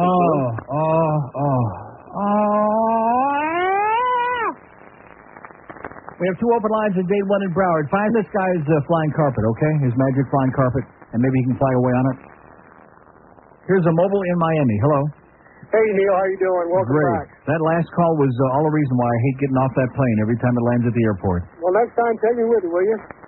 And that's the reason I'm calling, is I want to let you know about the moral decay going on down here in South Florida, and it's the perfect time to get the hell out of here. Yeah. That place down in Fort Lauderdale, I know you're familiar with it, that beach place and that new river place or whatever those places are called. They always have some kind of place attached with it. They're going to hell in a handbasket. Those cops just sit around and watch the whole thing. It's full of thugs, bums, drug dealers, and a bunch of penny-ass little kids looking for fights. When you go out there, take your wife or your girlfriend or whatever, and go out and have a nice meal, and you got a bunch of kids that are sitting there taunting you and messing with your wife or girlfriend, and the cops just sit around with their fingers up their ass. Yeah. It kind of gets annoying. And I just want to see if anyone else feels the same way about all the money they've dumped in that place just to let it go to the thugs. I don't even know what the places you're talking about. That beach place and that new river place or whatever the hell that thing's called out there. I have no idea. I don't go anywhere near that part of town. Well, neither will I from now on, let me tell you. Anywhere east of 441 is alien to me. Actually, anywhere west of the Atlantic. Anywhere east of University Drive is too dangerous for me. Have a great life, pal. Good luck to you. Hook him up with a guy from before, just called us before. We have an open line polluting this country with all those drugs. That's right. Blame it on the Hondurans, on all the dead Hondurans. I guess now that all those people died down there in Honduras and Nicaragua, now we don't have to worry about drugs anymore, right? Maybe we can just hope for a hurricane to go through Jamaica. And maybe Haiti and República Dominicana. And Colombia. 10:42 at WQAM. Estrangulando el pollo para acá. Get away and feel the release. Smell the fresh sea air. In the unparalleled experience of Cuban rafting on Big Laddick. It's like a vacation. Away from your troubles. Your life back home is whatever nature has planned for you that day. Unpredictable. Breathtaking. Life-threatening. Cuban rafting on Big Laddick. Row your way to something better. Row faster. No, faster. Here come the sharks. Gotta row much faster than that. Row, damn it. Paid for by the U.S. Navy. 155 at 560 WQM. That's right. We don't care that Saddam is working on making nuclear weapons over there. Do we care about that? No. No, we care about the fact that people from Latin America are pushing all them drugs into this country. Isn't that what we're concerned about? No. Oh, my God. Where do we find these? Oh, speaking of Cuba, George says he had a call from somebody in Cuba last week, and Fidel is taking the woodpecker off of there that was blocking our signal, and they can hear us loud and clear every day, and they're listening to and loving it every day there in Cuba. How do you like that, okay? Fidel is a pig, okay? Fidel is a monster, et cetera, and so on. Now, they don't want to hear that. Only the old Cubans here want to hear that. Here's a mobile in Naples. Hello. Hello. You do have listeners over here, and we called George last week. He just forgot. Yeah, well, he's under a lot of stress. And I was just He's under a lot of pressure waiting for the big bonus checks coming this Friday. It's a big day. They're coming. Yeah, I saw the British. I talked to Beasley, and he said they're on the way. He's not to worry at all. Yeah, checks in the mail. And he said, Beasley said, in the beginning, there was Neil and Phil Hendry. Yeah. And Neil knew everything there was to know, and Phil knew the rest. Now that Phil is gone, George is taking over. Yeah. And we're proud of him. Okay. Whatever you say, pal. Bye. Have a great day. Okay, that's George Beasley's boyfriend. Now, how come you're not putting Fat Joe on? You trying to keep him off? He can wait. Can you wait? He said you can wait. What do you mean I can wait? That's what he just said. I can't wait. He's trying to push you back until after it gets to be 2 o'clock, and then we'll say, we ran out of time, we can't talk to Fat Joe. Oh, that's trying to get even horrible. with all those bad farts you cut in there. Yeah, I listened to him all week last week. Oh, my God. Yeah. I was just making sure you were okay. You got back okay? None of those Eastern Bloc men kept you over there? No, we're doing great. It was fantastic. And I called to tell you that I was one of the people that bought the James Bovard book. Had to order it from Borders, but they ran out. Huh. They sold out. How do you like that? And I picked up a couple sets of your CDs for relatives for Christmas. Great. Always like this, Fat Joe. Yeah. And I was just making sure you're all right. I'm doing fine. Now, how long is that show going to be on, that piece of crap? I mean, that great show of ours. Who knows? They own it. Yeah. So they can put it on as long as they want. Everybody's watching, man. The passport guy at Miami International yesterday said, hey, you're on TV. And I said, hey, big deal. Hey, I went to look for houses yesterday, and the people whose house I looked at go, oh, yeah, the only show I watch on that station is the Neil Rogers There you show. go. I said, well, you know. The goddamn communist conspiracy. It is. Hey, Joe, take care of yourself. You too, Neil. See ya. Bye. There's Fat Joe. Okay, won't hear from him no more now. Seriously, he's supporting the show. He went out and bought the CDs. He went out and bought the Bovard book. He's not just some pot-smoking simpleton who's a fat slob that you think he is. Oh, he is? Here's Pompano. Hello. Hey, Neil. Yes, sir. Welcome back. Thank you. I don't know if anybody caught this yesterday, but did you happen to catch the end of that Cardinal-Cowboy game? Yes, I did, as a matter of fact. That was one of the worst calls I've ever seen in my life. I didn't catch it live, but I saw the replay because I finally found a game that was at least competitive, the Jacksonville-Tampa Bay game, which most of the games were so bad. So I was watching that, and then I flipped over, and I saw the just at the end when they showed the replay. That was unbelievable. He tackles the guy in the end zone, which it would have been first and goal on the 1 yard line, and of course there's no question in our minds that they would have scored and sent the game into overtime. But he's blanketing him. He was blanketing him. It's amazing how even if you're playing at home, when you're playing the Cowboys, they still get the call. The fix is in, baby. They're the luckiest effing team in football. And too bad that Dion was limping around there yesterday, wasn't it? What a bad break that was, huh? Too bad. Won't see his ass no more. Unreal. Well, I just wanted to get that off my chest. I was appalled. One of the worst in the history of mankind, but like you said, the fix is in. All right, have a great day, Neil. I'm back to you.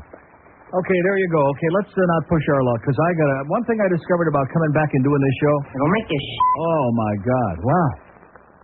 Although I had, what the hell did I eat?